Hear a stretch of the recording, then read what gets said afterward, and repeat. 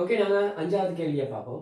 சரி, அஞ்சாவது கேள்வி எடுத்துக்கிட்டீங்களா இருந்துச்சு. நான் முதல் 4 கேள்வி உங்களுக்கு புரிஞ்சிருக்குன்னு நினைக்கிறேன். கொஞ்சம் விளக்கமா விளக்கப்படுத்தினேன் சார்.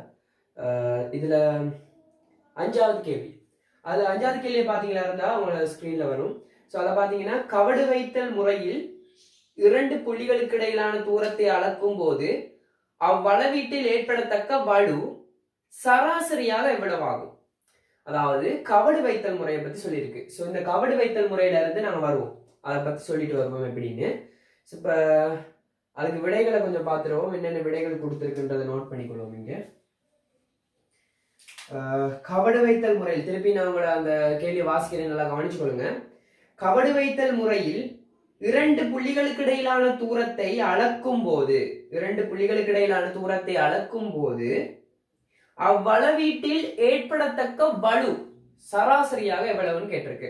ஸோ அதில் கொடுத்துருக்க பாருங்க, ஆன்சர்ஸ் பார்த்தீங்களா இருந்துச்சுன்னா ஆன்சர்ஸ் முதலாவது ஆன்சர் கொடுத்துருக்கு 0.005%.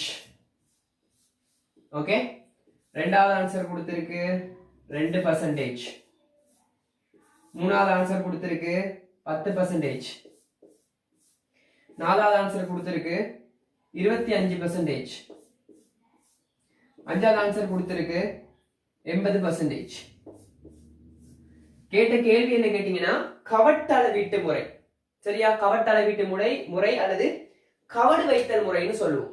அதாவது அது சம்பந்தமா பார்ப்போம் கொஞ்சம்.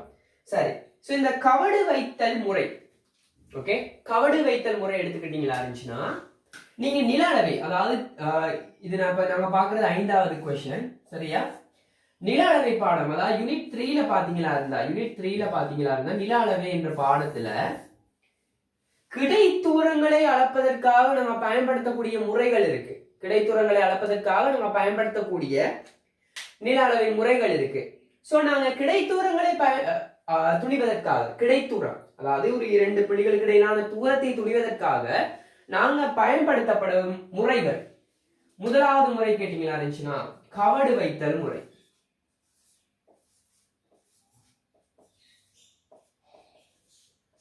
கவடு வைத்தல் முறை அல்லது கவட்டளவீடு முறைன்னு சொல்லுவாங்க. கவட்டளவீடு முறைன்னு சொல்லுவாங்க. சில நேரம் கவடு வைத்தல் முறைன்னு சொல்லுவாங்க.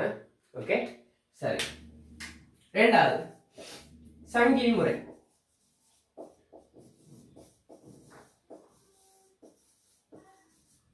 மூணாவது அளவு நாடா முறை.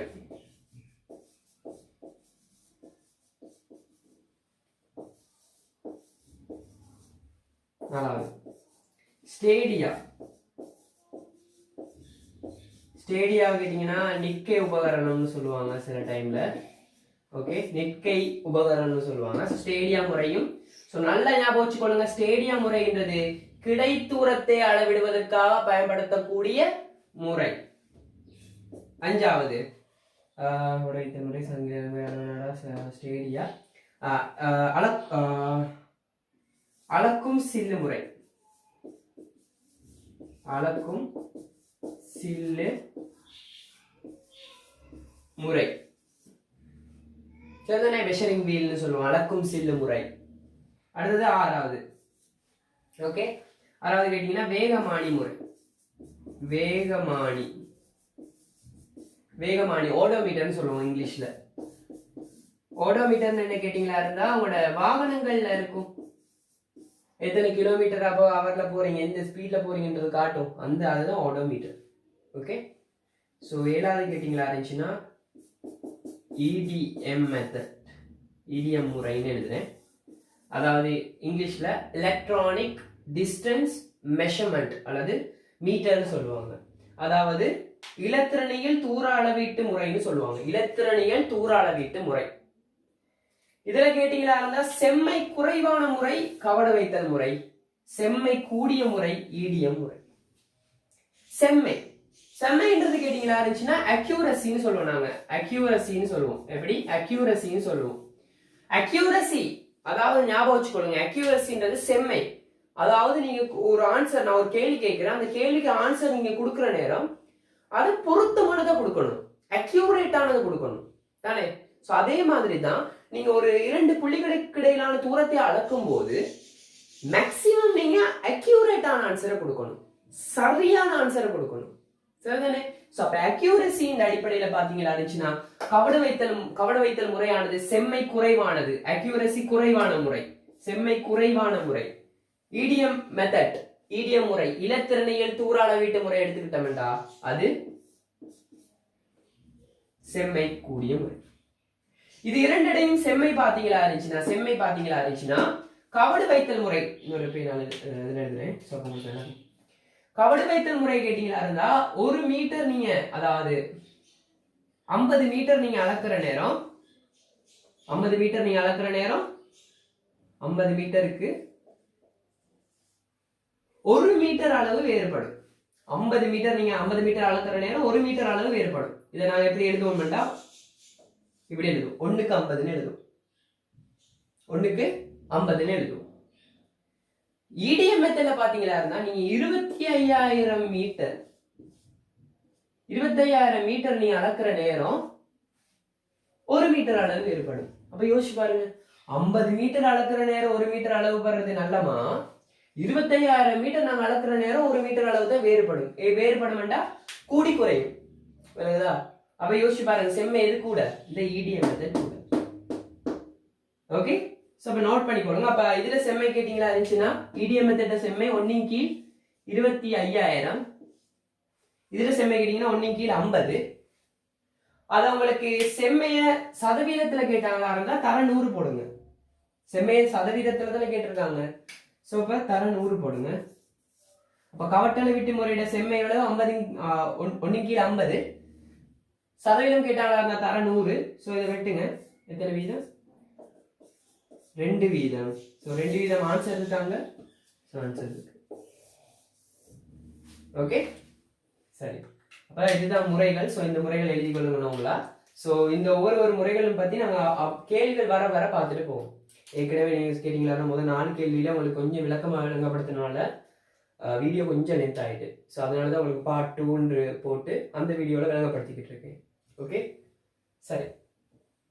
ஓகே தானே? நோட் பண்ணிக்கொள்ளுங்க. இது பத்தி இப்ப நீங்க என்ன செய்ய வேண்டியதுண்டா, கிடைத்துறை அளவிடும் முறைகளை இது தொடர்பாக தேடி வச்சுக்கொள்ளணும்.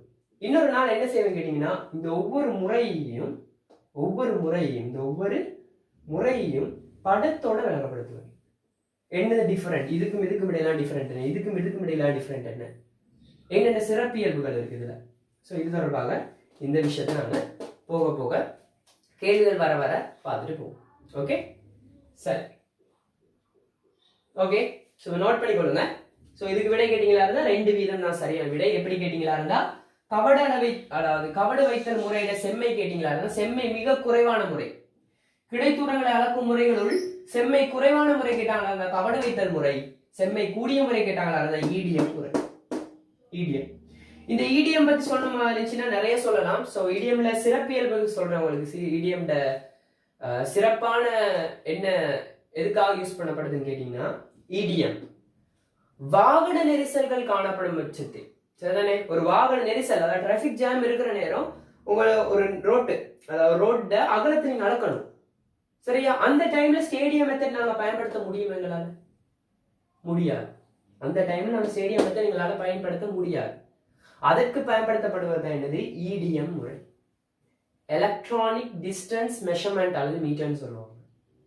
அதாவது இந்த இலத்திரனிய அளவீட்டு முறையோட பிரதான ஒரு தொழிற்பாடு கேட்டீங்களா இருந்துச்சுன்னா என்ன, அது எதுக்காக யூஸ் பண்ணப்படுதுன்னு கேட்டீங்கன்னா, வாகன நெரிசல்கள் காணப்படும் சந்தர்ப்பத்தில் நாங்க ஒரு வீதியின் அகலத்தை துணிவதற்கு, அதாவது 2 புள்ளிகளுக்கு இடையிலான அந்த வீதியில அந்த பக்கம் உள்ள புள்ளிக்கும் இந்த பக்கம் உள்ள புள்ளிகளுக்கும் இடையிலான தூரத்தை, அதாவது அகலத்தை துணிவதற்கு. இதை நோட் பண்ணி வச்சுக்கோங்க. ஸோ இது தொடர்பாக நிறைய விஷயங்கள் இருக்கு. ஸ்டேடியம் முறையில ஒரு சமன்பாடுகள் இருக்கு. ஸோ இதுல அளவு நாட முறையிலையும் சமன்பாடு ஒன்று இருக்கு. ஸோ நிறைய விஷயம் இருக்கு இதுல, சரிதானே? ஸோ இந்த யூனிட் 3 பத்தி பயப்படாதீங்க யாரும். ஓகேயா? எல்லாரும் சொல்ற யூனிட் 3 ரொம்ப கஷ்டம்னு. சிலவங்க யூனிட் 3 படிச்சு கொடுக்காமே போயிடுவாங்க. ஓகே, ஸோ சில சந்தர்ப்பத்துக்காக நான் ஏன் தெரியுமா படிச்சு கொடுக்காம போறதுன்னு கேட்டீங்கன்னா, இது ஒரு ப்ராக்டிகல்னால அதை படிச்சு கொடுக்காம போயிடுவாங்க. ஓகே, ஸோ ஓகே, இதில் தியரி வைஸ் இதை கொஞ்சம் நல்லா ஸ்ட்ராங் ஆக்கி கொடுங்க. இது கட்டாயமாக உங்களுக்கு ஃபைனல் எக்ஸாம்ல வர கேள்விகளும் ஒன்றாகும். ஸோ நோட் பண்ணிக்கோங்க. ஓகே, நான் நினைக்கிறேன்.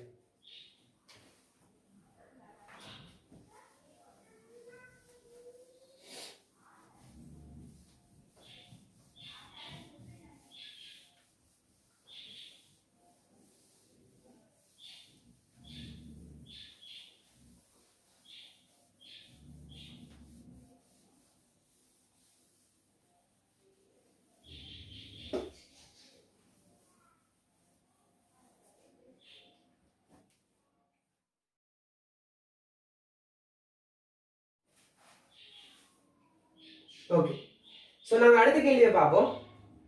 கொஸ்டின் 6.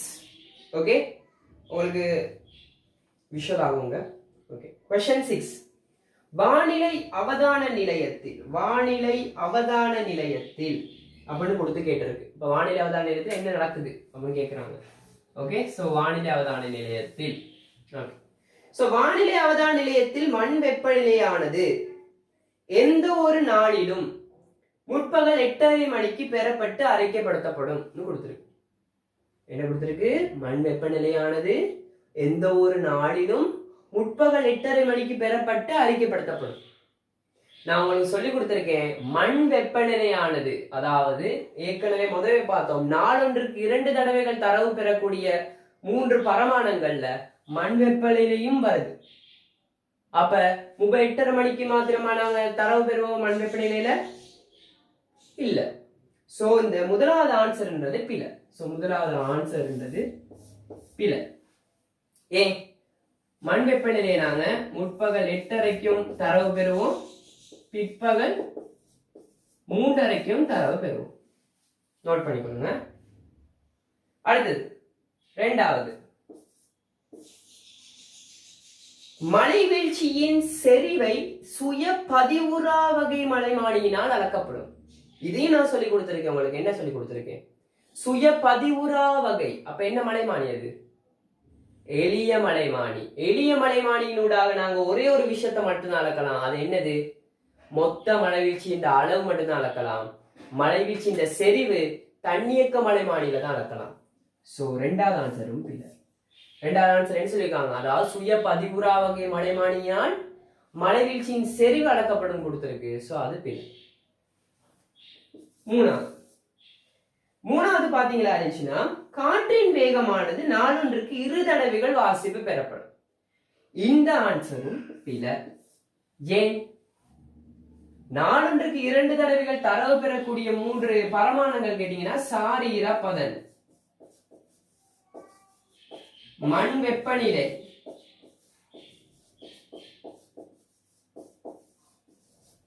வளிமண்டல அமுக்கம்.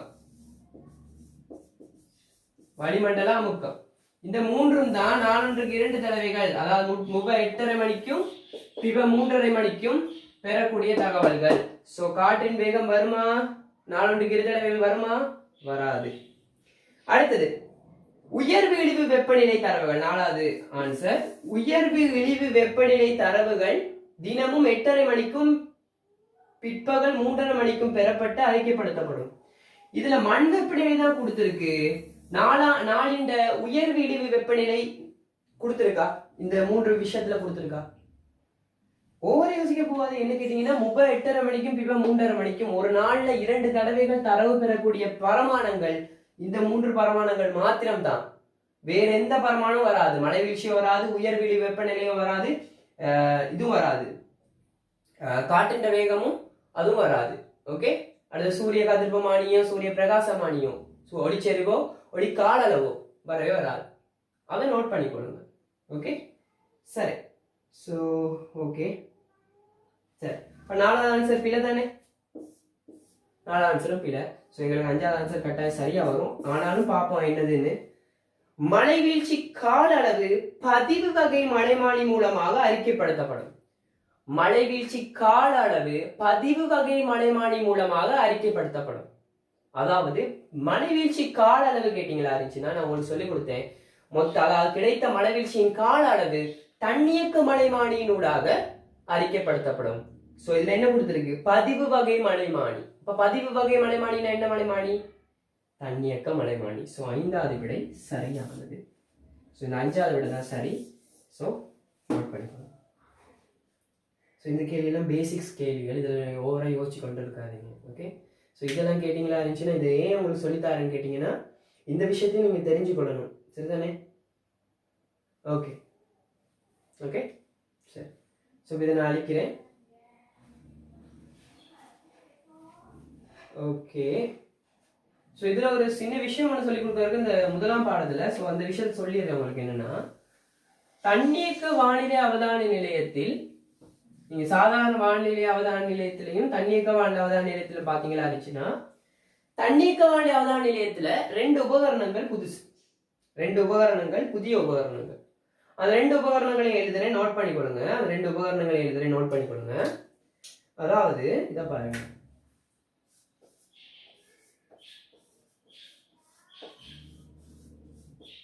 டைரோனோமீட்டர்,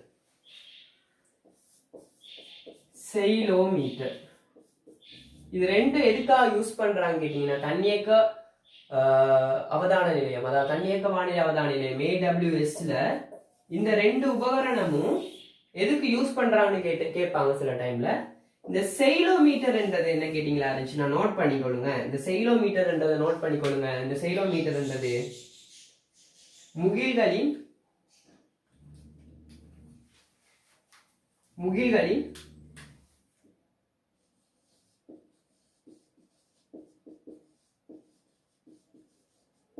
உயரத்தை கணிப்பதற்கு, முகில்களின் உயரத்தை கணிப்பதற்கு தான் இந்த செயிலோமீட்டர் உதவும். பைரோனோமீட்டர் சூரிய கதிர்ப்பை அளவிட பைரோனோமீட்டர் தன்னியக்க வானிலை அவதான நிலையத்தில், நோட் பண்ணிக்கொள்ளுங்க, தன்னியக்க வானிலை அவதான நிலையத்தில். ஓகே, சோ அப்ப நீங்க யோசிப்பீங்க, சாதாரண வானிலை அவதான நிலையத்தில் சூரிய கதிர்ப்பை அளவிட எங்களுக்கு தெரியும் என்னது, சூரிய கதிர்ப்பு மானி அல்லது சூரிய வெப்ப வளங்கள் வீதமானின்னு சொல்லுவோம். ஆனா தன்னியக்க வானிலை அவதான நிலையத்துல நாங்க இந்த இதுதான் பயன்படுத்துறோம், பைரோனோமீட்டர். இதுதான் கேட்டீங்களா இருந்தா சூரிய கதிர்ப்பை அளவிட நம்ம பயன்படுத்துறோம். ஓகே, ஸோ நான் போக கிளாஸ்ல இந்த படங்களை கொடுத்து நான் விளங்கப்படுத்துறேன் உங்களுக்கு, அப்போ ஈஸியா இருக்கும் தானே. ஓகே சரி, இது சொல்றது ஓகே. ஸோ நாங்கள் அடுத்த கேள்விக்கு போவோம்.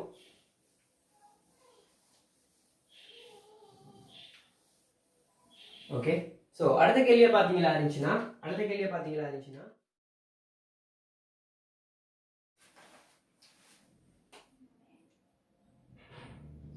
ஏழாவது கேள்வி.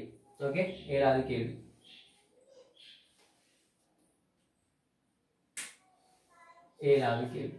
ஓகே, இந்த ஏழாவது கேள்வியை குறிப்பிட்டிருக்க பாருங்க, இது அளவிடை கேள்வி உண்டு. அளவிடை இது ஒரு வகையான 3ஆம் பாடத்துக்கான கேள்வி ஒன்று. அளவிடை எப்படி எடுக்கிறதுக்கான கேள்வி. இது ஏற்கனவே சின்ன வயசுல எல்லாம் தெரிஞ்ச கேள்வி ஒன்று தான், அளவிடை எடுக்கிற கேள்வி. இது ரொம்ப ஈஸியான கேள்வி, கொஞ்சம் மேக்ஸ் ரீதியான கொஞ்சம் அறிவு ஒன்று இருக்கணும், அடிப்படை அறிவு ஒன்று இருக்கணும். ஓகே ஓகே, ஸோ இதில் நான் ஞாபகம் வச்சுக்கொள்ளுங்க, அளவிடை எடுக்கிறதுக்கான கேள்வியை வாசிக்கிறேன் பாருங்க. இது ஒரு 2019 பாஸ் பேப்பர் கேள்வி. ஓகே சரி, மாணவர் ஒருவரினால் 1க்கு 10,000 எனும் அளவிடையை கொண்ட தேசப்படத்தில், எப்படி 1க்கு 10,000 என்ற அளவிடையை கொண்ட தேசப்படம் ஒன்றில், அளவிடை என்னோட 1க்கு 10,000 ஓகே எனும் அளவிடையை கொண்ட தேசப்படத்தில் 2 நகரங்களுக்கு இடையிலான தூரம் அளவிடப்பட்ட போது, எப்படி 2 நகரங்களுக்கு இடையிலான தூரம் அளவிடப்பட்ட போது தேசப்படத்தின் மீது அத்தூரம் 4.5 சென்டிமீட்டர். தேசப்படத்துல அந்த தூரம் 4.5 சென்டிமீட்டரா. அதுக்கமைய புவியின் மீதுள்ள இந்த 2 நகரங்களுக்கு இடையிலான உண்மை தூரம். அவ்வளவுதான், சிம்பிள் கேள்வி. நல்லா கவனிச்சு கொள்ளுங்க. ஒரு மாணவர் ஒருத்தர் தேசப்படம் ஒன்றுல ஒரு அளவீடு ஒன்று எடுக்கிறார். எவ்வளவு? 1க்கு 10,000. 1க்கு 10,000 அளவீடு எடுக்கும் போது அந்த தேசப்படத்துல பாத்தீங்களா இருந்துச்சுன்னா ஒரு 2 நகரங்களுக்கு இடையிலான தூரம் 4.5 சென்டிமீட்டர்னு காட்டுறாங்க. எத்தனை சென்டிமீட்டர்? 4.5 சென்டிமீட்டர்னு காட்டுறாங்க. இப்ப கேள்வி என்ன கேட்டீங்கன்னா, தேசப்படத்தில் உள்ள 4.5 சென்டிமீட்டர் குறிப்பிட்ட 2 நகரங்களுக்கு இடையிலான தூரம், திருப்பி சொல்றேன், தேசப்படத்துல குறிப்பிட்ட 2 நகரங்களுக்கு இடையிலான தூரம் 4.5 சென்டிமீட்டர். அதே 2 நகரங்களுக்கு இடையிலான தூரம் உண்மையா எவ்வளவா இருக்கும்? தேசப்படத்தில் நாங்க சுருக்கித்தானே வரைகிறோம். எந்த மாதிரி? இந்த அளவீடுக்கு சுருக்கித்தானே வரைகிறோம். இப்போ உண்மை தூரத்தை கணிப்பிடுறது சின்ன மேக்ஸ் கேள்வி தான். ஸோ நோட் பண்ணிக்கொள்ளுங்க இங்க. இதாவது 1 சென்டிமீட்டர் சமன் 10,000 சென்டிமீட்டர். 1 சென்டிமீட்டர் சமன் 10,000 சென்டிமீட்டர். ஓகே, சோ 1க்கு 10,000 தான் 1 சென்டிமீட்டர் 10,000 சென்டிமீட்டருக்கு சமன். இப்ப கேட்ட கேள்வி என்ன? 4.5 சென்டிமீட்டர் போடுங்க. 4.5 சென்டிமீட்டர் எத்தனை சென்டிமீட்டருக்கு சமன் பாருங்க. விட இதுல கொடுத்திருக்கு, கிலோமீட்டர்லயே சென்டிமீட்டர்ல பாருங்க. கிலோமீட்டர்ல கேட்டிருக்கு. ஸோ நீங்க சென்டிமீட்டருக்கு மாத்தி அதை மீட்டருக்கு மாத்தி கிலோமீட்டருக்கு மாத்தி கொடுத்தீங்கன்னா சரி. சிம்பிள். இந்த விஷயத்தை பாருங்க. ஸோ 1000 இது அழிக்கிறேன்னா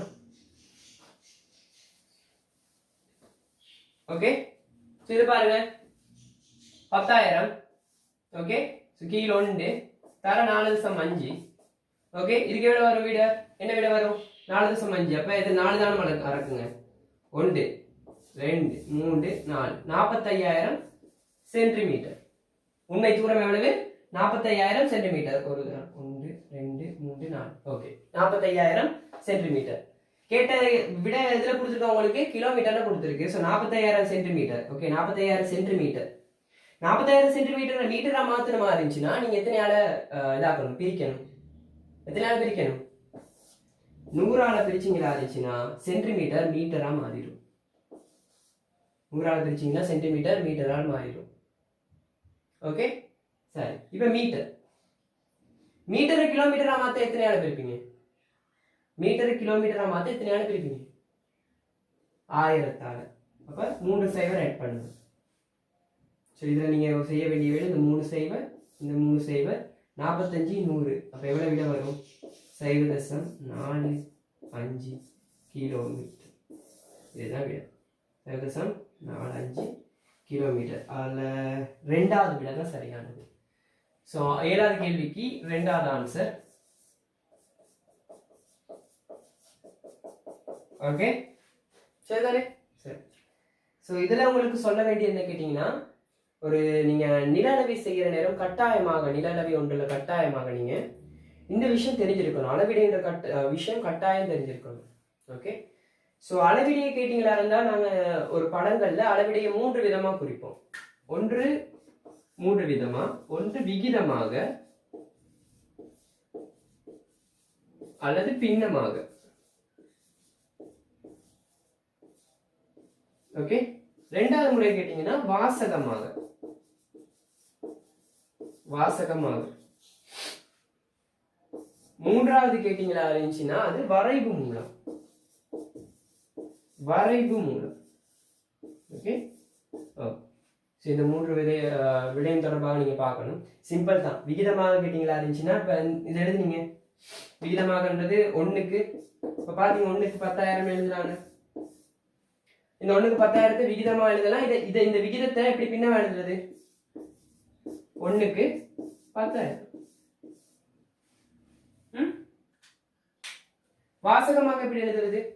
1 சென்டிமீட்டரினால் 10,000 சென்டிமீட்டர் குறித்து காட்டப்படுது. அவ்வளவுதான். அடுத்தது வரைவு மூலம். வரைவு மூலம்னா ஈஸி. வரைவுன்றது இங்க பாருங்க. Okay simple. இங்க பாருங்க 0 0 சரியா? சிம்பிள். இதுல என்ன கேட்டீங்களா இருந்தா மேல சென்டிமீட்டர் போடுங்க, கீழே மீட்டர்னு போடுங்க. ஓகே. சோ இதுல பாத்தீங்களா இருந்துச்சுன்னா இதுல குறிப்பிடப்படுறது என்ன கேட்டீங்கன்னா இது அப்படியே நான் இந்த வரைவுக்கு மாத்திரம் பாருங்க. 1 சென்டிமீட்டர் 10,000 சென்டிமீட்டருக்கு சமம். 1 சென்டிமீட்டர் 10,000 சென்டிமீட்டருக்கு சமன் கொடுத்துருக்கு. சோ 10,000 சென்டிமீட்டர் எத்தனை மீட்டர்? 10,000 சென்டிமீட்டர் எத்தனை மீட்டர்? 100 மீட்டர். சோ நீங்க இதுல பாருங்க 1 இங்க போட்டீங்களா இருந்தா எவ்வளவு போடணும்? இங்க 100ன்னு போடணும். ஏன் 100ன்னு போடணும்? 1 சென்டிமீட்டர் எத்தனை இதுக்கு சமன்? 100 மீட்டருக்கு சமன். இங்க பாருங்க இந்த அளவடி அப்படியே மாத்திருக்கு. 100 மீட்டருக்கு சமன். இதுதான் வரைவு. பெரும்பாலும் இந்த வரைவும் பயன்படுத்துவோம் தேச படங்கள்ல. சோ அதனால இதை நோட் பண்ணிக்கொள்ளுங்க.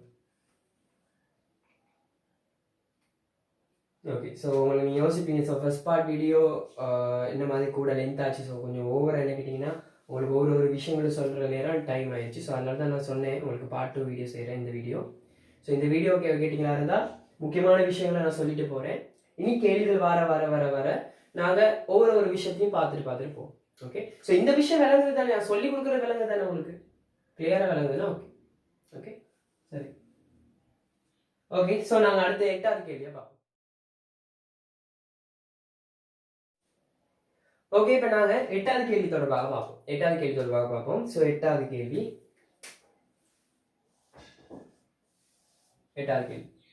இந்த 8வது கேள்வி பார்த்தீங்களா இருந்துச்சுன்னா இது ஒரு மண்பாட தொடர்பான கேள்வி. சரிதானே? சரி. கேள்வி வாசிப்போம். பகுப்பாய்வுக்கு எடுக்கப்பட்ட விவசாயி ஒருவரின் தோட்ட மண்ணின் பகுப்பாய்வுக்கு எடுக்கப்பட்ட விவசாயி ஒருவரின் தோட்ட மண்ணின் தோற்ற அடர்த்தி எவ்வளவு? தோற்ற அடர்த்தி தோற்ற அடர்த்தி தோற்ற அடர்த்தி எவ்வளவு கொடுத்திருக்கு? 1.59 கிராம் சென்டிமீட்டர் -3 அப்படின்னு கொடுத்திருக்கு. கிராம் சென்டிமீட்டர் கணக்கு கொடுத்திருக்கு. ஸோ இப்படி எழுதலாம். கிராம் சென்டிமீட்டர் -3 இப்படியே எழுதலாம் கணம். ஸோ மேக்ஸிமம் இப்படியே பயன்படுத்துங்க இந்த மாதிரி. ஸோ கேள்வியில் வந்துச்சுன்னா அதை விட்டுருங்க. நீங்கள் எழுதுகிற நேரம் இப்படியே பயன்படுத்துங்க. Gram centimetre -3. ஸோ தோற்ற அடர்த்திக்கோ உண்மை அடர்த்திக்கோ இதுதான் அழகு. Gram centimetre -3. ஓகே சரி. ஸோ இதில் பாருங்க. ஒரு விவசாயிகளின் தோற்ற அடர்த்தி எவ்வளவு? 1.5 கிராம் சென்டிமீட்டர் -3. உண்மை அடர்த்தி கொடுத்துருக்கு. அவர்கிட்ட அந்த மண்ணுண்ட உண்மை அடர்த்தி கேட்டீங்களா இருந்தா உண்மை அடர்த்தி கேட்டீங்களா இருந்துச்சுன்னா 2.4 கிராம் சென்டிமீட்டர் -2.4 கிராம் சென்டிமீட்டர் -3. உங்களுக்கு ஒரு கேள்வியில ஞாபகம் இருக்கணும் என்ன கேட்டீங்களா இருந்துச்சுன்னா உங்களுக்கு சொல்லி கொடுத்துருப்பாங்க. ஸோ இதுல உங்களுக்கு ஞாபகம் இருக்கணும் என்ன கேட்டீங்கன்னா, இந்த 2 விடயங்களையும் வச்சு இந்த 2 விடயங்களையும் கொடுத்தாங்களா இருந்துச்சுன்னா அவங்க கேட்க போற கேள்வி 3வது விஷயம் நுண்டுலை தன்மையை தான் கேட்க போறாங்கன்னு அர்த்தம். எதை கேட்க போறாங்கன்னு அர்த்தம்? நுண்டுலை தன்மையை தான் கேட்க போறாங்கன்னு அர்த்தம். ஓகே, நுண்டுலை தன்மையை தான் கேட்க போறாங்கன்னு அர்த்தம். ஸோ விடைகளை எழுதிடுவோம். எத்தனை விடை என்னென்ன இருக்குன்றது 25 வீதம் 30 32.5 37.5 33.75.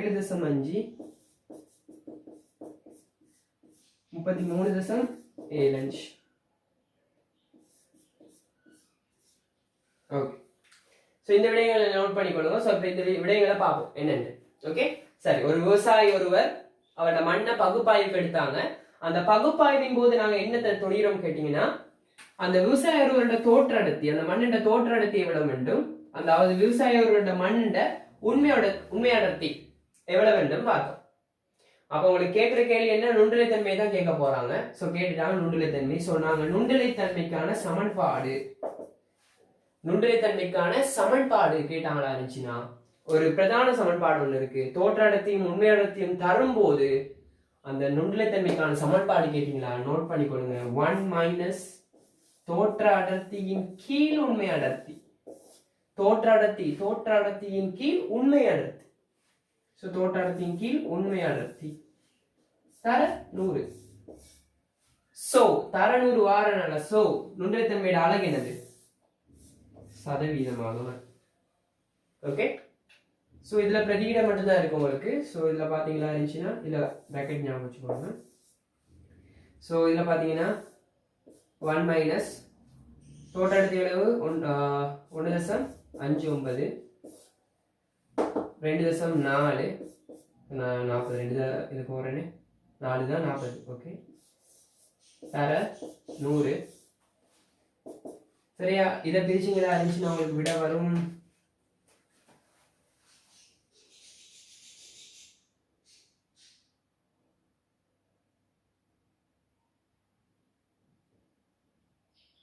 1.59 பிரிச்சிங்களா இருங்க 2.4 செய்வரால. ஸோ விட வரும் உங்களுக்கு 0.6625 வரும். 0.6625. ஓகே, ஸோ 1 - 0.6625 விட வரும். ஓகே, தர 100. 1ல இருந்து 0.6625 போனுச்சுன்னா என்ன விட வரும்? 1ல இருந்து சரியா 0.6625 போனா விடையில வரும் 0.3375. இதுக்கு என்னது? 0.3375 தர 100. இறுதியான விடை என்ன வரும் கேட்டீங்கன்னா 33.75 வீதம். 33.75 வீதம். ஸோ இதுல சரியான விடை கேட்டீங்களா இருந்துச்சுன்னா இதுல சரியான விடை 33.75 வீதம். ஸோ இது புரியுதா உங்களுக்கு எப்படி சமன்பாடு வந்துச்சு? உங்களுக்கு தோற்ற அடர்த்தியும் உண்மை அடர்த்தியும் தந்திருக்காங்க. ஸோ தோற்ற அடர்த்தி உண்மை அடர்த்தி கொடுத்தாங்கன்னா கட்டாயமா உங்களுக்கு என்ன கேட்பாங்க, அடுத்தது நுண்ணிலைத்தன்மை தான் கேட்பாங்க. ஸோ நுண்ணிலைத்தன்மைக்கான சமன்பாடு தோற்ற அடர்த்தியும் உண்மை அடர்த்தி சார்பாக நுண்ணிலைத்தன்மைக்கு சமன்பாடு கேட்டாங்களா இருந்துச்சுன்னா, நுண்ணிலைத்தன்மைக்கு சமன்பாடு கேட்டாங்களா இருந்துச்சுன்னா சரியா நோட் பண்ணிக்கொள்ளுங்க. 1 மைனஸ் தோற்ற அடர்த்தியின் கீழ் உண்மை அடர்த்தி தர 100. 1 மைனஸ் தோற்ற அடர்த்தியின் கீழ் உண்மை அடர்த்தி தர 100 நோட் பண்ணிக்கொள்ளுங்க. ஸோ அப்போ உங்களுக்கு விட வருமா இருந்துச்சுன்னா 33.75. சரிதான? சதவீதம் அழகு முக்கியம், கட்டாயம் முக்கியம். ஓகே, ஸோ இதை வச்சுட்டு உங்களுக்கு இது ஒரு மேக்ஸ் கேள்வி மாதிரி தானே வருது. ஸோ இதை வச்சுட்டு உங்களுக்கு கேட்கலாம், நுண்ணிலைத்தன்மையை சில வேலை கொடுத்துட்டு உங்களுக்கு இதை கேட்கலாம், உண்மை அடர்த்தியை கேட்கலாம், சில நேரம் தோட்ட அடர்த்தியை கேட்கலாம். ஸோ அப்படி ஒரு விடை அப்படி கேள்விகள் வரலாம். ஆனால் மேக்சிமம் அப்படி வராது. ஓவரா மேக்ஸ்ல போட்டு உங்களுக்கு இதாக்க மாட்டாங்க. இது மேக்ஸ் பாடம் இல்லையே, பிஎஸ்டி பாடம். ஓகே, ஸோ நிறைய நான் கேள்வி பார்த்ததுல அப்படித்தான் இருக்கு. அவங்க ஒரு கேள்வி கேட்டீங்களா இருந்தா மேக்ஸ் ரீதியாலையோ மேக்ஸ் நாலேஜ் எல்லாம் உள்ளுக்கு போட்டு அதெல்லாம் செய்யறாங்க. ஸோ அவ்வளவு பெருசா நீங்க யோசிக்க வேண்டிய அவசியம் இல்லை. ஓகே, மேக்ஸ் ரீதியால யோசிக்கணும்னா அடிப்படை மேக்ஸ் ரீதியான அறிவு இருந்தா போதுமானது. ஓகே ஓகே, ஸோ இந்த விஷயங்கள் ஞாபகம் வச்சுக்கொள்ளுங்க. ஓகே, ஸோ இப்போ தோற்ற அடர்த்தி என்றால் என்னன்னு நான் சொல்லிக் கொள்றேன் உங்களுக்கு. தோற்ற அடர்த்தின்றது என்ன கேட்டீங்கன்னா, ஒரு மண்ணின் இயற்கையான அமைப்பு அவ்வாறாகவே காணப்படும் பட்சத்தில், ஒரு மண்ணின் இயற்கையான அமைப்பு அவ்வாறாகவே காணப்படும் பட்சத்தில், ஓகே, ஒரு மண்ணின் இயற்கையான அமைப்பு அவ்வாறாகவே காணப்படும் பட்சத்தில் மண்ணின் மொத்த கனவளவுக்கும், எப்படி மண்ணின் மொத்த கனவளவில் இல்லாட்டி ஓரளவு கனவளவில், மண்ணின் ஓரளவு கனவளவில் காணப்படும் திண்ம பதார்த்தங்களின் திணிவு, ஓரளவு மண்ணில் அதாவது ஓரளவு கனவளவு கொண்ட மண்ணில் காணப்படுகின்ற திண்ம பதார்த்தங்களின் திணிவு தான் தோற்ற அடர்த்தி. உண்மை அடர்த்தி சிம்பிள், ரெண்டுமே இதுதான். அதாவது மண்ணின் திண்ம பொருட்களின் திணிவுக்கும் மண்ணின் திண்ம பொருட்களின் திணிவுக்கும் மண்ணின் திண்ம பொருட்களின் கனவளவுக்கும் இடையிலான விகிதம் உண்மை அடர்த்தி என்று. ஸோ இதுதான் விஷயம். ஓகே சரி, ஓகே இதை நோட் பண்ணிக்கொள்ளுங்க. ஓகே,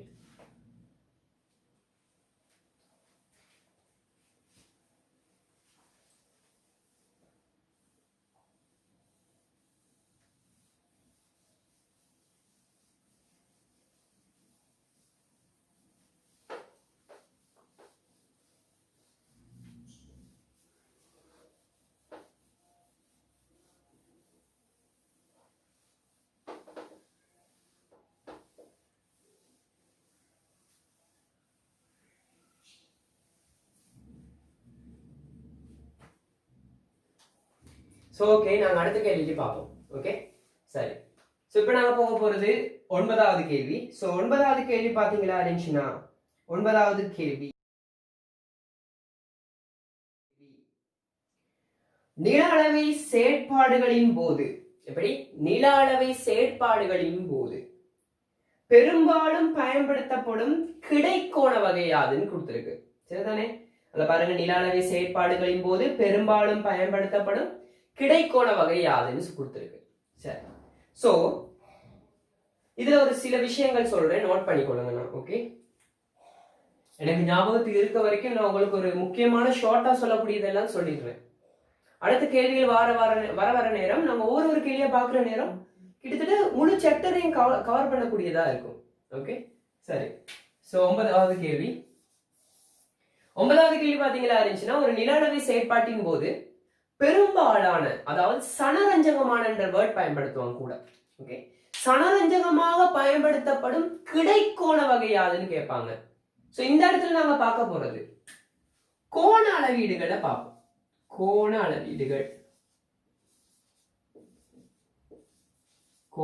அளவீடுகள் நிலையளவில் பயன்படுத்தப்படுற அளவீடுகளும் இந்த கோண அளவீடுகளும் ஒன்றாகும். இந்த கோண அளவீடுகள் கேட்டீங்களா இருந்துச்சுன்னா, ரெண்டு வகையா வகைப்படுத்துறோம். நிலைக்குத்து கோண அளவீடுகள், கிடைக்கோண அளவீடுகள். ஓகே, நிலைக்குத்து கோண அளவீடு, கிடைக்கோண அளவீடு. இதுல பாத்தீங்கன்னா இந்த நிலைக்குத்து கோண அளவீடை நாங்க ரெண்டா பிரிக்கலாம். ஏற்ற கோணம்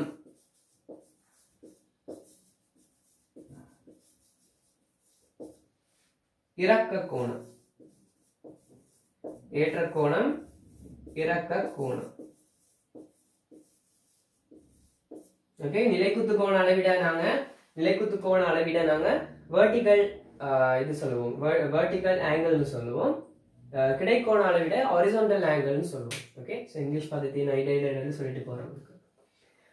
கிடைக்கோண அளவிட நாங்க மூன்றா பிரிப்போம். கிடைக்கோண அளவிட மூன்றா பிரிப்போம்.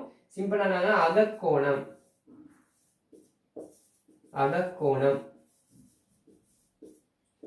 புறக்கோணம்,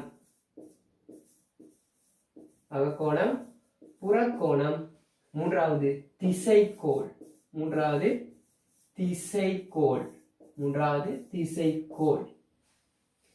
அப்ப கேட்ட கேள்வி பாத்தீங்களா இருந்துச்சுன்னா, என்ன கேள்வி கேட்டிருக்காங்க? இப்ப வருவோம் கேள்விக்கு வரும். என்ன கேட்டீங்கன்னா, கோண அளவீடுகள். அதாவது கேட்ட கேள்வி என்ன, நில அளவின் போது பயன்படுத்தப்படும், அதாவது பெரும்பாலானதாக பயன்படுத்தப்படும் கிடைக்கோண அளவீடு யாதுன்னு கேட்டிருக்கு. சோ கிடைக்கோண அளவீடு மூன்று தான் இருக்கு, அகக்கோணம், புறக்கோணம், திசைக்கோள். இதுல பெரும்பாலானதாக, அதாவது சனரஞ்சகமானதாக பயன்படுத்தப்படும் கோண அளவீடு கேட்டீங்களா இருந்தா திசைக்கோள். என்னது? திசைக்கோள். திசைக்கோள்னு சொல்லுவோம், அதாவது பியரிங்ஸ் சொல்லுவோம் நாங்க, பியரிங்ஸ். ஓகே, திசைக்கோள் பியரிங்ஸ். ஓகே, இன்னொன்னு சொல்ல இருக்கு இதுல அகக்கோணம் புறக்கோணத்தை பத்தி. அகக்கோணம் கேட்டீங்களா இருந்துச்சுன்னா, அகக்கோணத்துக்கு இன்னொரு பேர் கேட்டீங்களா இருந்துச்சுன்னா, நாங்க அமைகோணம் எனவும் சொல்லுவாங்க. எப்படி? அமைகோணம் எனவும், புறக்கோணத்தை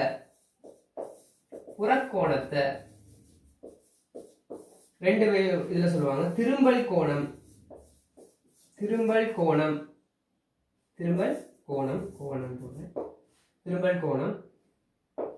ஓகே, இல்லைன்னா திரும்பல் கோணம் இல்லைன்னா விலகல் கோணம்னு சொல்லுவாங்க. விலகல் கோணம். ஓகே, ஸோ இந்த சொற்பதங்கள்லாம் நான் சொல்லிட்டே போறேன். இப்போ உங்களுக்கு எத்தனை பேர் சொல்லியிருக்காங்கன்னு எனக்கு தெரியாது. ஸோ ஆனாலும் நான் என்ன கடமையை சரியா செய்யறேன், நான் உங்களுக்கு இதெல்லாம் சொல்லிட்டே போறேன் உங்களுக்கு. ஓகே, சரி. ஸோ அப்போ கோண அளவீடுகளை பார்த்தீங்களா, நிலைக்குத்து கோண அளவீடு, கிடைக்கோண அளவீடு. ஸோ நிலைக்குத்து கோண அளவீடை ஏற்ற கோணம், இறக்க கோணம் பிரிக்கிறோம்.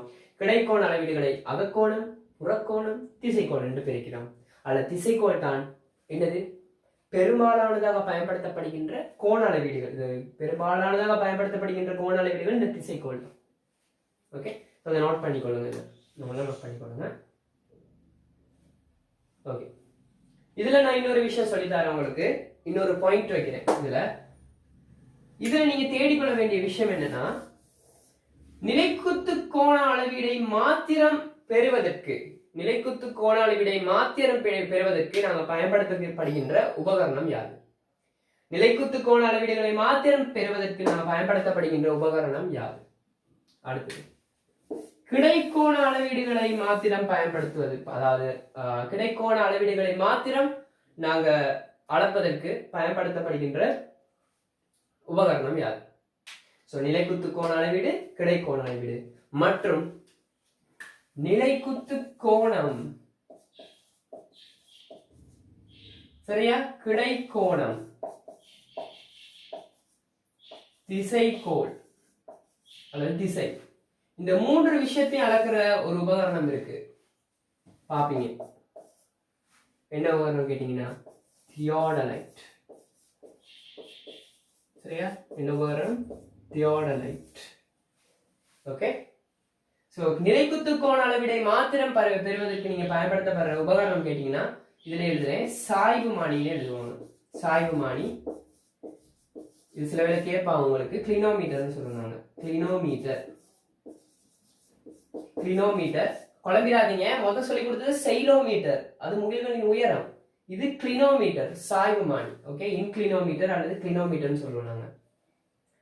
அடுத்தது கிடைக்கோண அளவீடு கேட்டீங்களா இருந்தா நாங்க சாதாரணமா அரிய திசை காட்டின்ற விஷயத்தை நாங்க பயன்படுத்துவோம். ட்ராஃப் கம்பாஸ்ன்னு சொல்லுவோம். ஸோ அரிய திசை காட்டி நாங்க பயன்படுத்துவோம் கிடைக்கோண அளவீடுகளுக்கு.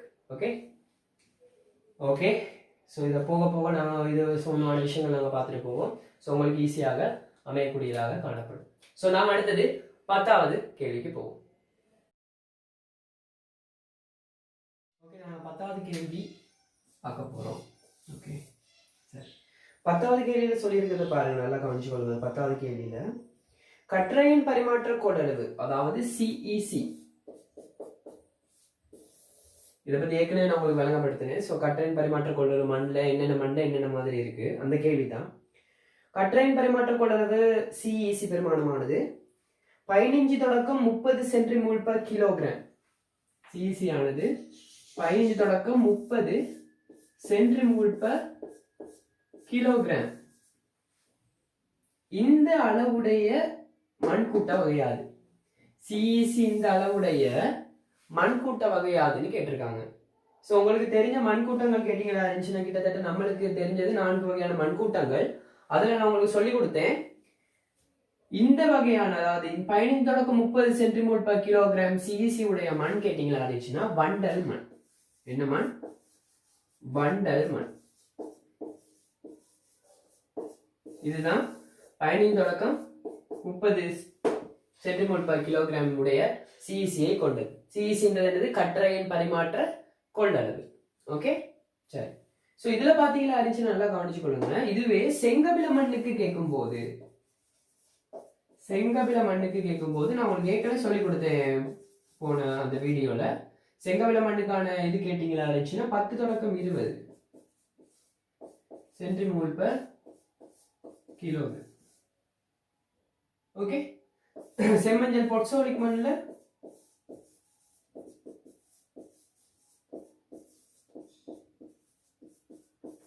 செம்மஞ்சள் பொட்சோலிக் மண், பொட்சோல் மண்ணில் 8 தொடக்கம் 10 சென்டிமோல்/கிலோகிராம்.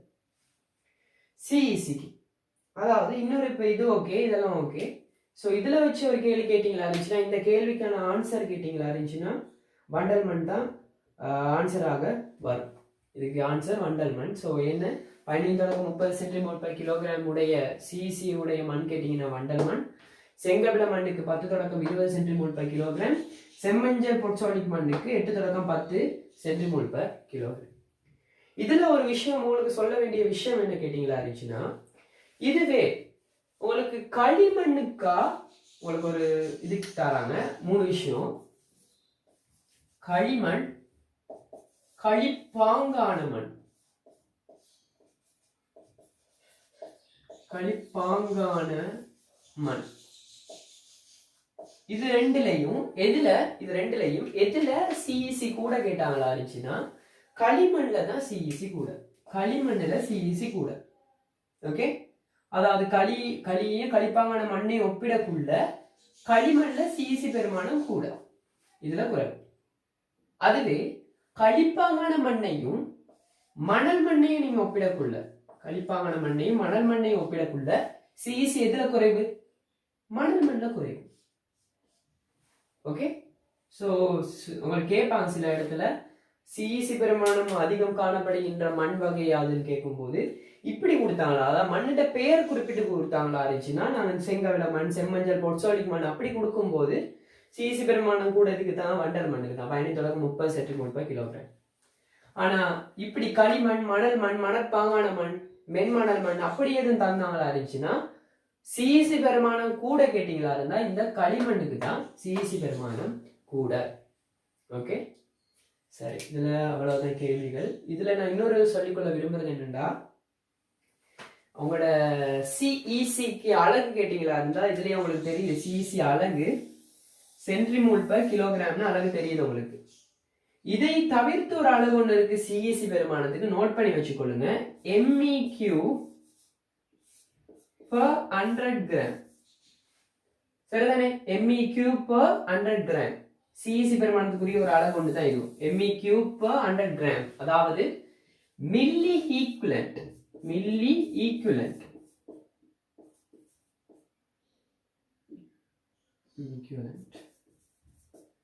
அதாவது நாங்க சிம்பிளா சொல்லுவோம், தமிழ்ல சொல்லணுமா இருந்துச்சுன்னா மில்லி சமவடு.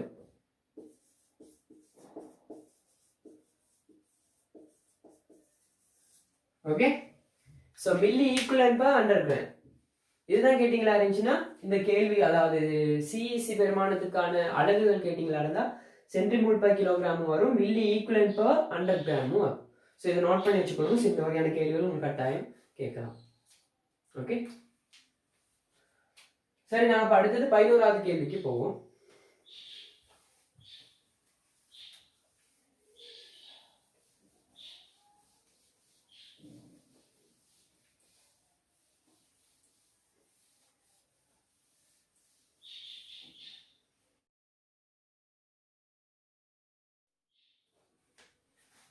பதினோராவது கேள்வியில குறிப்பிடுறது பாத்தீங்களா இருந்துச்சுன்னா, ஓகே 11வது கேள்வியில குறிப்பிட வாரது கேட்டீங்களா இருந்தா உங்களுக்கு சாரீர பதம் காண்றது எப்படி, அதாவது ஈர உலர் குமிழ் வெப்பமானி இது எதுக்கு பயன்படுத்தப்படுதுன்னு எங்களுக்கு தெரியும். சாரீர பதனை துணிவதற்கு பயன்படுத்தப்படுறது இந்த ஈரோலர் குமிழ் வெப்பமானி. இந்த ஈரோலர் குமிழ் வெப்பமானியை வச்சு நீங்க துணிகிற நேரம், அதாவது சாரீர பதனை துணிகிற நேரம் எந்த படிமுறைகளின் ஊடாக துணிவீங்க அப்படின்னு கேட்பாங்க. அதாவது இந்த ஈரோலர் குமிழ் வெப்பமானியை வச்சு நீங்க சாரீர பதம் துணியும் போது உங்களுக்கு நீங்க ஈரோலர் குமிழ் வெப்பமானியை வச்சு அதுல நீங்க 2 வாசிப்பு எடுக்கணும். ஒன்று உலர் குமிழ் வாசிப்பு, ஒன்று உலர் குமிழ் வாசிப்பு, இன்னொன்று ஈரக்குமிழ் வாசிப்பு. ஓகே, ஒன்று உலர் குமிழ் வாசிப்பு, இன்னொன்று ஈரக்குமிழ் வாசிப்பு.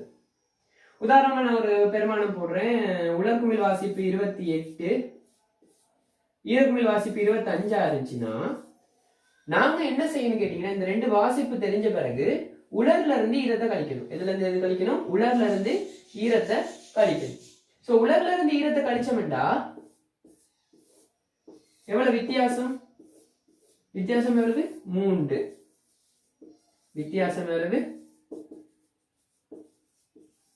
3. இந்த இது கால்குலேஷன் எங்களுக்கு தெரியல. என்ன கேட்டீங்கன்னா நோட் பண்ணிக்கொள்ளுங்க.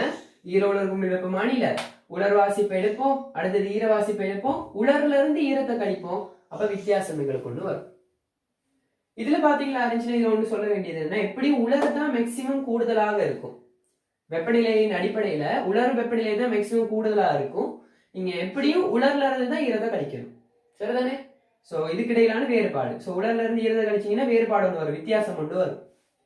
சரி, இதை துணை கொண்டு நீங்க எங்க போகணும் கேட்டீங்கன்னா உங்களுக்கு சாரீரப்பதன் அட்டவணை தருவாங்க. சாரீரப்பதன் அட்டவணை தருவாங்க. சோ அந்த அட்டவணை வரைகிறேன் பாருங்க. சாரீரப்பதன் அட்டவணை வந்து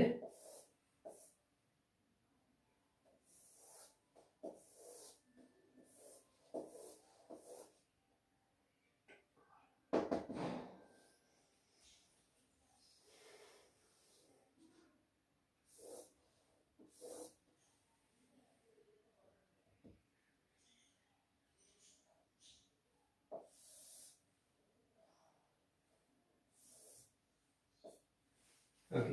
இந்த அட்டவணை நார்மலா நான் சாம்பிளுக்கு வரைகிறேன், இல்லை கவனிங்க. இதுதான் சாரீரப்பதன் அட்டவணை உங்களுக்கு கொடுப்பாங்க. இது சாரீரப்பதன் அட்டவணைன்னு. இந்த கணக்கு பார்த்தீங்களா இருந்துச்சுன்னா இது ஒரு ஈஸியான கணக்கு ஒன்று தான். ஸோ இது அழகாக புரிஞ்சு கொள்ளலாம், சிம்பிள் கணக்கு ஒன்று தான். இது சாரீரப்பதன் அட்டவணை. ஓகே, இந்த சாரீரப்பதன் அட்டவணை எடுக்கும் போது பாருங்க, இந்த சாரீரப்பதன் அட்டவணையில இந்த பக்கம் வெப்பநிலைன்னு கொடுத்துருக்கும். சில நேரம் வெப்பநிலைன்னு கொடுத்துருக்கும். உதாரணமா இல்லை பாருங்க, சாரீரப்பதன் அட்டவணையில் உங்களுக்கு அந்த சாரீரப்பதன் அட்டவணையில 28, 30, 32 அப்படின்னு கொடுத்துருக்கு. இங்க பாதி செல்சியஸ்னு சில நேரம் கொடுத்துருக்கும். ஓகே, ஸோ இதுல பாத்தீங்களா இருந்துச்சுன்னா உலர் ஈர குமிழ் வித்தியாசம். ஓகே, வித்தியாசம் சும்மா.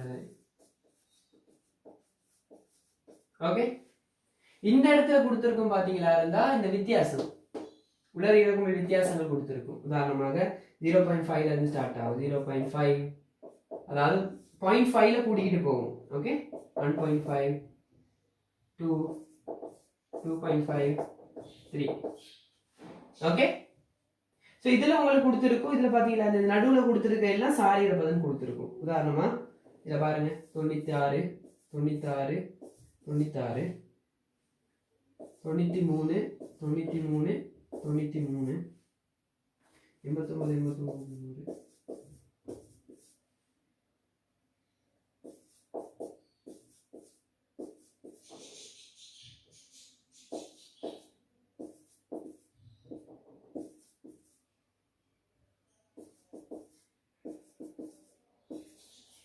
இந்த பெருமானங்களை நீங்க பாடமாக்கணும்னு அவசியம் இல்லை. ஓகே, இதெல்லாம் பாடமாக்கணும்னு அவசியம் இல்லை, பாடமாக்கிட்டு இருக்காதீங்க. ஸோ இதெல்லாம் உங்களுக்கு தருவாங்க. உங்களுக்கு சாயற்பதனோட அட்டவணை தந்துட்டு தான் சாயற்பதன் கேட்பாங்க. ஸோ இப்போ நான் ஒரு கேள்வி தந்து அந்த கேள்வி மாதிரி தான். சரி, அந்த கேள்வியில பாத்தீங்களா, அந்த கேள்விக்கு போகும் முதல் நாங்க ஃபர்ஸ்ட் என்ன செய்வோம்னு எப்படி நாங்க சாயற்பதன் துணிகிறது. முதலாவது பாருங்க, ஈர உலர் குமிழ் வெப்பமானி எடுத்துக்கிட்டோம்டா, அந்த ஈர உலர் குமிழ் வெப்பமானியில உலர் குமிழ் வெப்பமானி வாசிப்பை ஃபர்ஸ்ட் எடுக்கணும். சரி, அப்புறம் ஈர குமிழ் வெப்பமானி வாசிப்பை எடுக்கணும். உலர்ல இருந்து ஈரத்தை கழிச்சோம்னா வித்தியாசம் எங்களுக்கு வரும். அப்புறம் இதை வச்சுக்கிட்டு நாங்க சாரீரப்பதன் அட்டவணையோட நாங்க துணிய போறோம். சாரீரப்பதனை இதுல கவனிச்சு கொள்ளுங்க, இந்த பக்கம் காணப்படுற வெப்பநிலை யாவும் நோட் பண்ணிக்கொள்ளுங்க. சாரீரப்பதன் அட்டவணையில இந்த பக்கம் காணப்படுற வெப்பநிலை யாவும் உலர்குமிழ் வெப்பநிலை. என்ன வெப்பநிலை? உலர்குமிழ் வெப்பநிலை. ஓகே, உலர்குமிழ் வெப்பநிலை. உலர்குமிழ் வெப்பநிலை. ஓகே, சோ அப்ப உலர்குமிழ் வெப்பநிலையா இருந்துச்சுன்னா நீங்க நோட் பண்ணிக்கொள்ளணும். என்ன கேட்டீங்களா, அந்த உலர்குமிழ் வெப்பநிலையா இருந்துச்சுன்னா இதுல விட உலர்குமிழ் வெப்பநிலை 28 பாகை செல்சியஸ். அப்ப நான் இங்க 28 பாகை செல்சியஸா பிடிக்கணும். பிடிச்சாச்சா? பிடிச்சிட்டோம். 28 பாகை செல்சியஸா பிடிச்சிட்டோம். எங்களுக்கு இன்னொன்னு என்ன தெரியும், எங்களுக்கு வித்தியாசம் தெரியுமா தெரியாதா? 3ன்னு தெரியும். வித்தியாசம் எவ்வளவு? 3. இல்ல பாருங்க, உலர் ஈரக்குமிழ் வித்தியாசம் கொடுத்திருக்கு 3ன்னு, 2 எல்லாம் கொடுத்திருக்கு. எங்களுக்கு வித்தியாசம் எவ்வளவு வந்துச்சு? 3ன்னு கொடுத்துச்சு. எப்படி 3 வந்துச்சு? 28ல இருந்து 25 கழிச்சோம். அதாவது உலர்ல இருந்து ஈரத்தை கழிச்சோம். என்ன வந்துச்சு? வித்தியாசம் 3ன்னு வந்துச்சு. இங்க 28 பிடிச்சோம் உலர்குமிழ் வெப்பநிலை வாசிப்ப, அப்புறம் அங்க 3 பிடிச்சோம். சோ 28க்கும் 3க்கும் நேரா உள்ள பெருமானம், 28க்கும் 3க்கும் நேரா உள்ள பெருமானம் தான் இந்த பெருமானம் தான் என்னது? 28% போடணும். இதுதான் இந்த வாசிப்புக்கான சாரீரப்பதன். இந்த வாசிப்புக்கான சாரீரப்பதன் இதுதான். எப்படி கண்டுபிடிச்சோம்? ஈஸி. எப்படி? உலர் குமிழ் வாசிப்பு எடுத்தோம். ஓகே, உலர் குமிழ் வாசிப்பு எடுத்தோம். அப்புறம் ஈரக்குமிழ் வாசிப்பு எங்களுக்கு தெரியும். ஸோ உலர்ல இருந்து ஈரத்தை கழிச்சா வித்தியாசம் வரும். ஸோ அது அப்படியே வித்தியாசத்தையும் உலரை எடுத்துட்டு போயிட்டு சாரீரப்பதன் அட்டவணையில் இங்கிட்டு கொடுத்திருக்கதாயாவும் உலர்குமிழ் வெப்பநிலை. ஸோ எங்களுக்கு உலர்குமிழ் வெப்பநிலை தெரியும் 28 பாகை செல்சியஸ், வித்தியாசம் தெரியும் 3. ஸோ 28க்கும் 3க்கும் நேரா உள்ள பெருமானம் 28 அப்படியே நேரம் எடுத்துட்டு போங்க, 3க்கு நேரா அப்படியே இழுத்துட்டு வர நேரம், இந்த இடத்துல இடைவெற்ற நேரம், இதுதான் உங்களோட சாரீரப்பதன் 78 வீதம். இப்ப கொடுத்த கேள்வி எப்படி கேட்டீங்கன்னா, இது ஒரு மேக்ஸ் மாதிரி தானே வருது. இப்ப கொடுத்த கேள்வி எப்படி கேட்டீங்கன்னா, உங்களை குழப்பி கொடுத்துருக்கோம். எது? இதெல்லாம் தரல. முதல் என்ன செஞ்ச, ஃபர்ஸ்ட்ல இருந்து நான் எப்படி போனேன், இதை தந்துட்டு சாரீரப்பதனை கேட்டாங்க. இப்ப நாங்க என்ன தெரியுமா செய்யறோம், சாரீரப்பதனை மறைமுகமா தந்துட்டு இந்த 2 வித்தியாசத்தை கேட்கிறோம். சாரீரப்பதனை மறைமுகமா தந்துட்டு இந்த 2 பெருமானம் வெப்பநிலை பெருமானத்தை கேட்கிறோம். ஈஸி தானே? சோ கேள்வியை வாசிங்க, நல்லா வாசிங்க, உங்களுக்கு புரியும். கேள்வி என்ன கொடுத்திருக்கு? வளியின் அதி குறைந்த வெப்பநிலை, அதி குறைந்த ஈரலிப்பு காணப்பட்ட போது. நோட் பண்ணிக்கொள்ளுங்க, வளியின் அதி குறைந்த ஈரலிப்பு காணப்பட்ட போது. அப்ப வளியின் அதி குறைந்த ஈரலிப்புனா எது? ஈரலிப்பு. இதெல்லாம் தானே ஈரலிப்பு. இங்க நடுவுல இருக்கு, இதெல்லாம் தானே ஈரலிப்பு. இதுல வளியின் அதி குறைந்த ஈரலிப்பு. இப்ப அதி குறைந்த ஈரலிப்புனா என்னது? 96 அதி குறைந்ததா? இல்ல, பாருங்க, அதி குறைந்தது என்னதுல? 78 அதி குறைந்தது. சோ நாங்க இதை பிக்ஸ் பண்ணணும், 78 பிக்ஸ் பண்ணணும். அப்ப வளியில் அதி குறைந்த ஈரலிப்பு காணப்படும் சந்தர்ப்பத்தில் உலர்குமிழ் வெப்பமானி வாசிப்பும் ஈரக்குமிழ் வெப்பமானி வாசிப்பும் என்னன்னு கேட்கிறாங்க. சிம்பிள். 78 பிடிச்சிட்டீங்க, உங்களுக்கு தான் விடைய வந்துட்டு, நீங்க 28 25 தான். எப்படி வந்துச்சுன்னு பார்ப்போம். வளியின் அதி குறைந்த ஈரலிப்பு வீதத்தை பிடிச்சிங்க. இந்த ஈரலிப்பு வீதத்துக்கு நேரா உள்ள இந்த பெருமானம் என்ன அழைக்கப்படும்? இந்த சாரீரப்பதன்ல உலர்குமிழ் வெப்பமானி வாசிப்பு என அழைக்கப்படும். அப்ப இந்த சாரீரப்பதன்ல உலர்குமிழ் வெப்பமானி வாசிப்பு எவ்வளவு? 28 பாகை செல்சியஸ். உலர்குமிழ் எவ்வளவு? 28 பாகை செல்சியஸ் நோட் பண்ணிக்கொள்ளும். 78க்கு நேரம் என்னது? அந்த ஈரலிப்பு சதவீதத்துக்கு நேரம் என்ன இருக்கு? வித்தியாசம். வித்தியாசம்ன்றது என்னது? உலர்ல இருந்து ஈரத்தை கழிச்சிருக்கணும். உலர்ல இருந்து ஈரத்தை கழிக்கிற நேரம் இந்த வித்தியாசம் வரும். அப்ப யோசிங்க, வித்தியாசம் 3, உலர்குமிழ் வெப்பமானி வாசிப்பு நாங்க 28 பார்த்துட்டோம். 28ல இருந்து ஒரு பெருமானத்தை கழிச்சா தானே 3 வரும். அப்ப என்ன பெருமானமா இருக்கும்? 25 இருக்கும். அவ்வளவுதான். இதுல ஒரு பிரச்சனையுமே இல்லை உங்களுக்கு. ஓகே சரி. இப்ப இதுல உங்களுக்கு சரி தானே. இப்ப நான் உங்களுக்கு இன்னொரு இது தரேன். என்ன கேட்டீங்கன்னா இதுல இன்னொரு கேள்வி ஒண்ணு கேட்கிறேன். வளியின் ஈரப்பதன் வளியின் ஈரப்பதன் 100% அமையும் போது, எத்தனை வீதம்? 100% அமையும் போது உலர்குமிழ் ஈரக்குமிழ் வெப்பமானி வாசிப்பு எப்படி காணப்படும்? ஒன்று கூட ஒன்று அதிகம் குறைவா காணப்படுமா, இல்லாட்டி ரெண்டும் சமனா காணப்படுமா, இல்லாட்டி உலர்குமிழ் வெப்பமானி வாசிப்பு குறைவு ஈரக்குமிழ் வெப்பமானி வாசிப்பு அதிகமா காணப்படுமா? கொஞ்சம் யோசிச்சு பாருங்க. வளியின் ஈரப்பதம் 100% காணப்படும் போது இதுல பாருங்க, ஆக உச்ச ஈரப்பதம் எவ்வளவு? 96%. அப்ப 96க்கு முன்னுக்கு என்ன இருக்கும்னு நினைக்கிறீங்க நீங்க? எப்படியும் 97, 98, 99, 100 இருக்கும். இங்க பாருங்க வித்தியாசத்தை பாருங்க. வித்தியாசம் என்னவா கூட்டிட்டு போகுது? நோட் பண்ணிக்கோ. சிம்பிள். வித்தியாசம் என்னவா கூட்டிட்டு போகுது? 0.5 1 1.5 2 அப்ப 0.5 கூட்டிட்டு போகுது. இந்த 0.5 வித்தியாசத்துக்கு முன்னுக்கு என்ன இருக்கும்? அப்ப என்ன இருக்கும்? 0 இருக்கும். 0 பெருமானம் இருக்கும். அதாவது வித்தியாசமே இருக்காது. 1ல இருந்து 1 கழிச்சாதான வித்தியாசம் இருக்கும். ரெண்டும் சமனா இருந்த வித்தியாசம் இருக்குமா? இருக்காது. சோ வித்தியாசமே இல்லாட்டி அந்த இது வளியின் ஈரப்பதம் கிட்டத்தட்ட கேட்டீங்களா இருந்தா 100% காணப்படும். அப்ப வளியின் சாரீரப்பதம் 100% அமையும் போது உலர்குமிழ் வெப்பமானி வாசிப்பு ஈரக்குமிழ் வெப்பமானி வாசிப்பு இரண்டும் உலர்குமிழ் வெப்பமானி வாசிப்பு ஈரக்குமிழ் வெப்பமானி வாசிப்பு இரண்டும் சமனாக இருக்கும். உலர்குமிழ் வெப்பமானி வாசிப்பு ஈரக்குமிழ் வெப்பமானி வாசிப்பு இரண்டும் சமனாக இருக்கும். ஓகே சரி. இப்ப திருப்பி நான் சொல்றேன், ஞாபகம் வச்சுக்கோங்க. சிம்பிள். ஈர உலர்குமிழ் வெப்பமானி அதுல உலர்குமிழ் வெப்பமானி வாசிப்பு 28°C, ஈரக்குமிழ் வெப்பமானி வாசிப்பு 25°C. 28ல இருந்து 25 கழிச்சோம்டா 3 வித்தியாசம். இப்ப நாங்க என்ன செய்யணும்? சாரீரப்பதன் அட்டவணை கொடுத்திருக்காங்க. சாரீரப்பதன் அட்டவணையில இங்கிட்டு கொடுக்குற வெப்பநிலை யாவும் என்ன வெப்பநிலை? உலர்குமிழ் வெப்பநிலை. சரிதானே? இங்கிட்டு கொடுக்கறதெல்லாம் என்னது? இந்த இதெல்லாம் என்னது? உலர்ல இருந்து ஈரத்தை கழிச்சு வந்து வித்தியாசங்கள் கொடுக்குறாங்க. அப்ப எங்களுக்கு தெரியும் வித்தியாசம் எவ்வளவு? 3. வித்தியாசத்தை பிடிப்போம். எங்களுக்கு உலர்குமிழ் வெப்பமானி வாசிப்பு தெரியும் 28. இங்கிட்டு உள்ளதெல்லாம் உலர்குமிழ் வெப்பமானி வாசிப்பு தான். 28 பிடிப்போம். அப்படியே இங்க பாருங்க, நேரா கொண்டு வர நேரம் 2 எங்க இடைவெட்டுது? 78ல இடைவெட்டுது. இதுக்கு நேரா 78 இருக்கு, இதுக்கு நேரா 78 இருக்கு. அப்ப 2 இதுல இடைவெட்டுது, 78ல இடைவெட்டுது. சோ 78% தான் சாரி. இது எப்படி வேணாலும் கேட்கலாம் உங்களுக்கு. இப்ப ஒரு கேள்வி கொடுத்தேன்னா, இப்ப ஒரு பேப்பர்ல செஞ்சீங்க கேள்வி, வளியின் அதிகுறைந்த ஈரடிப்பு காணப்பட்ட போது உலர் ஈரக்குமிழ் வெப்பமானிகள் வாசிப்பு என்ன? அதிகுறைந்த ஈரடிப்பு அப்படிங்க, இல்லாட்டி அதிகூடிய ஈரடிப்பு கேட்கலாம். மாத்தி இப்படி அதிகூடிய ஈரடிப்புனா அதிகூடிய ஈரடிப்பு அப்படிங்க. சரிதானே? எப்படி அதிகூடிய ஈரடிப்பு கேட்கல ஏன் கேட்டீங்கன்னா, இல்ல 96 396 இருக்குதானே. ஸோ அதனால கேட்கலாது. ஸோ இதுல அதிகுறைந்த ஈரடிப்பு கேட்கலாம். ஏன்னா 78 ஒன்று தானே இருக்கு. ஓகே. ஸோ இல்லாட்டி சாரீரப்பதனானது 79% அமையும் போது 79% அமையும் போது உலர் ஈரக்குமிழ் வாசிப்பு எவ்வளவுன்னு கேட்கிறாங்க. சிம்பிள். சாரீரப்பதன் 79% அமையும் போது உலர் ஈரக்குமிழ்களின் வெப்பமானிகளின் வாசிப்பு என்ன? 79% பிடிங்க. 79 நேரம் என்ன இருக்கு? 30. அப்ப 30 என்னது? உலர் குமிழ் வெப்பமானி வாசிப்பு 30°C. வித்தியாசம் எவ்வளவு? 3. சோ அப்ப என்ன வரும்? 27°C ஈரக்குமிழ் வெப்பமானி வாசிப்பு. சிம்பிள். அவ்வளவுதான். இதை போட்டுட்டு நீங்க நிறைய பேர் குழப்பிக்கிட்டு இருந்தாங்க. இதை போட்டுட்டு சரி இது இப்படி போகுது அப்படி ஒரு விஷயம் இல்ல. சிம்பிள் விஷயம். நேரா போக தெரிஞ்சிருக்கணும், ரிவர்ஸ்ல வர தெரிஞ்சிருக்கணும். ஒரு கார் ஓட்டுறதா இருந்துச்சுன்னா நீங்க சரியா நேராவும் போக தெரிஞ்சிருக்கணும், ரிவர்ஸ்ல வரவும் தெரிஞ்சிருக்கணும். லைசன்ஸ் எடுக்கிற நேரம் உங்களுக்கு ரெண்டும் பழக்குவாங்க. அந்த மாதிரி தான். சோ நீங்க ஒரு கணக்கு எடுத்துக்கிட்டீங்களா, அதுல நேர் வழியும் தெரிஞ்சிருக்கணும், அதுல ரிவர்ஸ் வழியும் தெரிஞ்சிருக்கணும். நேர் வழி தெரிஞ்சா ரிவர்ஸ் எடுக்கிறது ஈஸி தானேமா. ஓகே சரி. ஸோ இதை மட்டும் ஞாபகம் வச்சுக்கோங்க. ஸோ இந்த விஷயம் ஞாபகம் வச்சுக்கிட்டீங்களா இருந்தா உங்களுக்கு கடைசி வரைக்கும் இது எக்ஸாம்ல கேட்டீங்களா இருந்தா, இது வரைக்கும் பாஸ் பேப்பர் எக்ஸாம்ல அவ்வளவா இதை பத்தி கேட்கல. ஸோ உங்களோட விஷயத்துல கேட்க சான்சஸ் இருக்கு.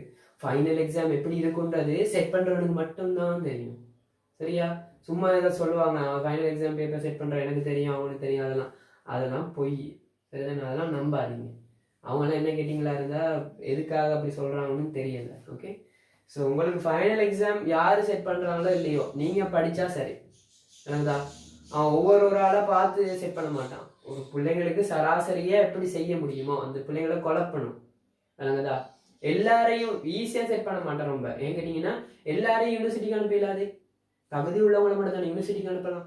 ஸோ அதன் காரணமாக தான் அவங்க அப்படி செய்வாங்க. பேப்பர் கொஞ்சம் ஸ்டாண்டர்டாக செட் பண்ணுவாங்க. 2020 பேப்பர் பார்த்தீங்களா இருந்துச்சுன்னா நல்ல ஸ்டாண்டர்டான பேப்பர் உண்மையாக சொல்ல போனால். ஆனால் பிள்ளைங்க குழம்பிச்சு, ஆனால் தெளிவாக இருக்கிற பிள்ளைங்க நல்லா ஆன்சர் பண்ணும். கான்செப்ட் மட்டும் விளக்குற பிள்ளைங்க. சும்மா அந்த பாடமாக்கி நோட்ஸ் எழுதுறதுன்னா அது செட் ஆகாது, சத்தியமாக செட் ஆகாது. நான் திருப்பியும் சொல்கிறேன், பாடமாக்கி எழுதுறதா இருந்துச்சுன்னா கஷ்டம். அப்படிதான் நான் எழுதுவேன்னு இருந்தீங்கன்னா எழுதுங்க, பிரச்சனை இல்லை. ஓகே, அது உங்களோட விஷ், எங்களுக்கு பிரச்சனை இல்லை. ஸோ பாடமாக்கி எழுதுறத கொஞ்சம் குறைச்சிக்கொள்ளுங்க. மேக்ஸிமம் புரிஞ்சு வச்சுக்க ட்ரை பண்ணுங்க. இதுதான் உண்மையான மெத்தட். ஓகே, ஒரு வரைவிலக்கணமா இருந்தாலும் பாடமாக்க போகாதீங்க.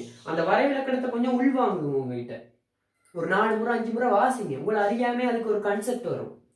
அந்த கான்செப்ட் வந்துச்சுன்னா நீங்க என்ன செய்வீங்கன்னா வரைவிலக்கணம் நீங்களே ஒழுங்கா ஒரு சீரான வரைவிலக்கணம் கொண்டு எழுதுவீங்க. ஓகே, ஸோ வரைவிலக்கணங்களில் சில பாயிண்ட்ஸ் இருக்க தான் செய்யணும். ஸோ அந்த பாயிண்ட்ஸை ஞாபகம் வச்சிருக்கணும்.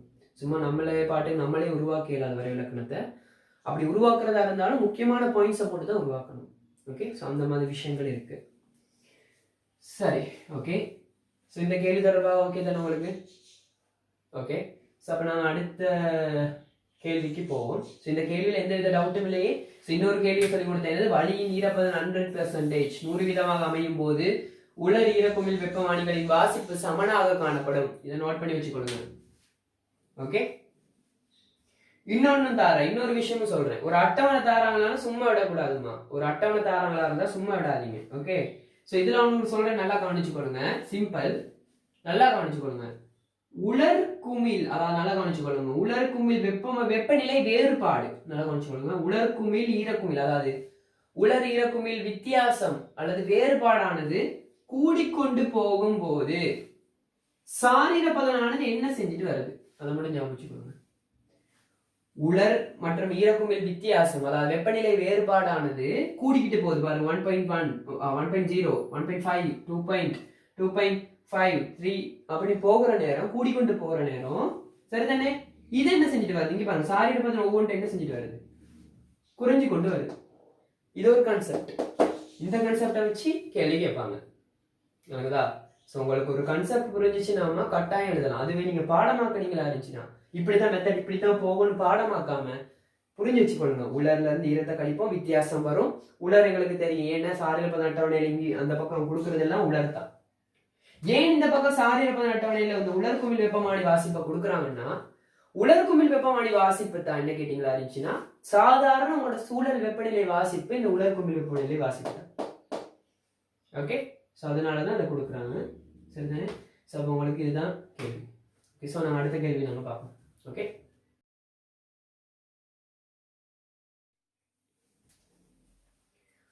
ஓகே, இப்போ நாங்கள் 12வது கொஸ்டின் பார்ப்போம். 12வது கொஸ்டின், இந்த 12வது கொஸ்டின் கொஞ்சம் உன்னிப்பாக கவனிக்க வேண்டிய கொஸ்டின். ஸோ நான் சொல்கிற கான்செப்டை புரிஞ்சுக்கிட்டீங்கன்னா ஓகே, ஸோ ஈஸியாக இருக்கும் உங்களுக்கு.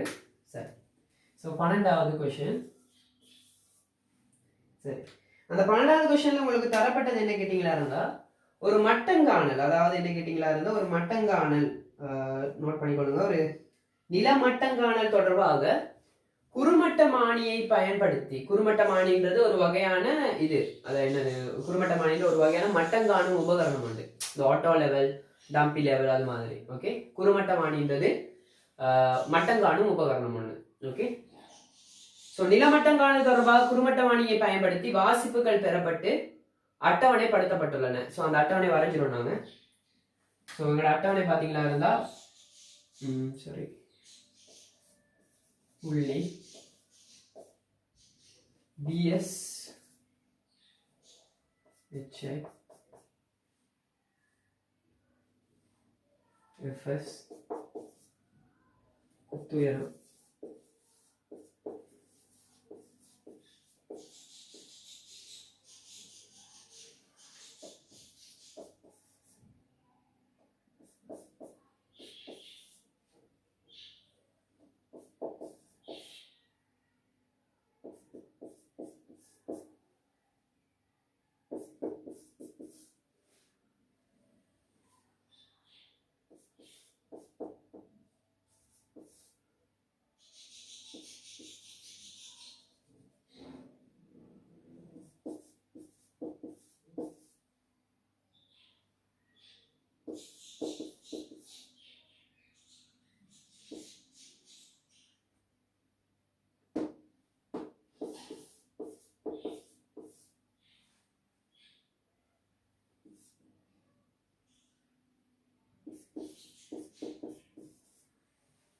ஓகே. ஸோ இதில் பார்த்தோம்னா இதில் சில விஷயங்கள் கணிக்க போகிறோம் நாங்கள். ஸோ அந்த விஷயங்களை கணிப்போம். ஸோ இதில் ஒரு மெத்தட் என்ன கேட்டிங்களா, இந்த மெத்தடுக்கு பேர் சரியா, இந்த மெத்தட பேர் என்ன, ஸோ அது தொடர்பாக பார்ப்போம். ஸோ கேள்வியை வாசிச்சுட்டேன் நல்லா. ஸோ அதுக்கப்புறம் சொல்லித்தரேன். கேள்வி என்ன கேட்டிங்களா இருந்தால், நிலமட்டங்காணல் தொடர்பாக குறுமட்டம் அணியை பயன்படுத்தி வாசிப்புகள் பெறப்பட்டதை இதில் போட்டிருக்காங்க. என்னென்ன வாசிப்புகள் பெறப்பட்டுச்சுன்னு போட்டிருக்காங்க. ஸோ அந்த வாசிப்புகளை வச்சு இந்த இடைவெளியை நிரப்ப சொல்லியிருக்காங்க. சரியா, இப்போ நான் விட்ட இடைவெளிகள் நிரப்ப சொல்லியிருக்காங்க. ஓகே, இந்த இடைவெளி, இது ஒரு இடைவெளி, இது ஒரு இடைவெளி, இது ஒரு இடைவெளி. ஓகே சரி.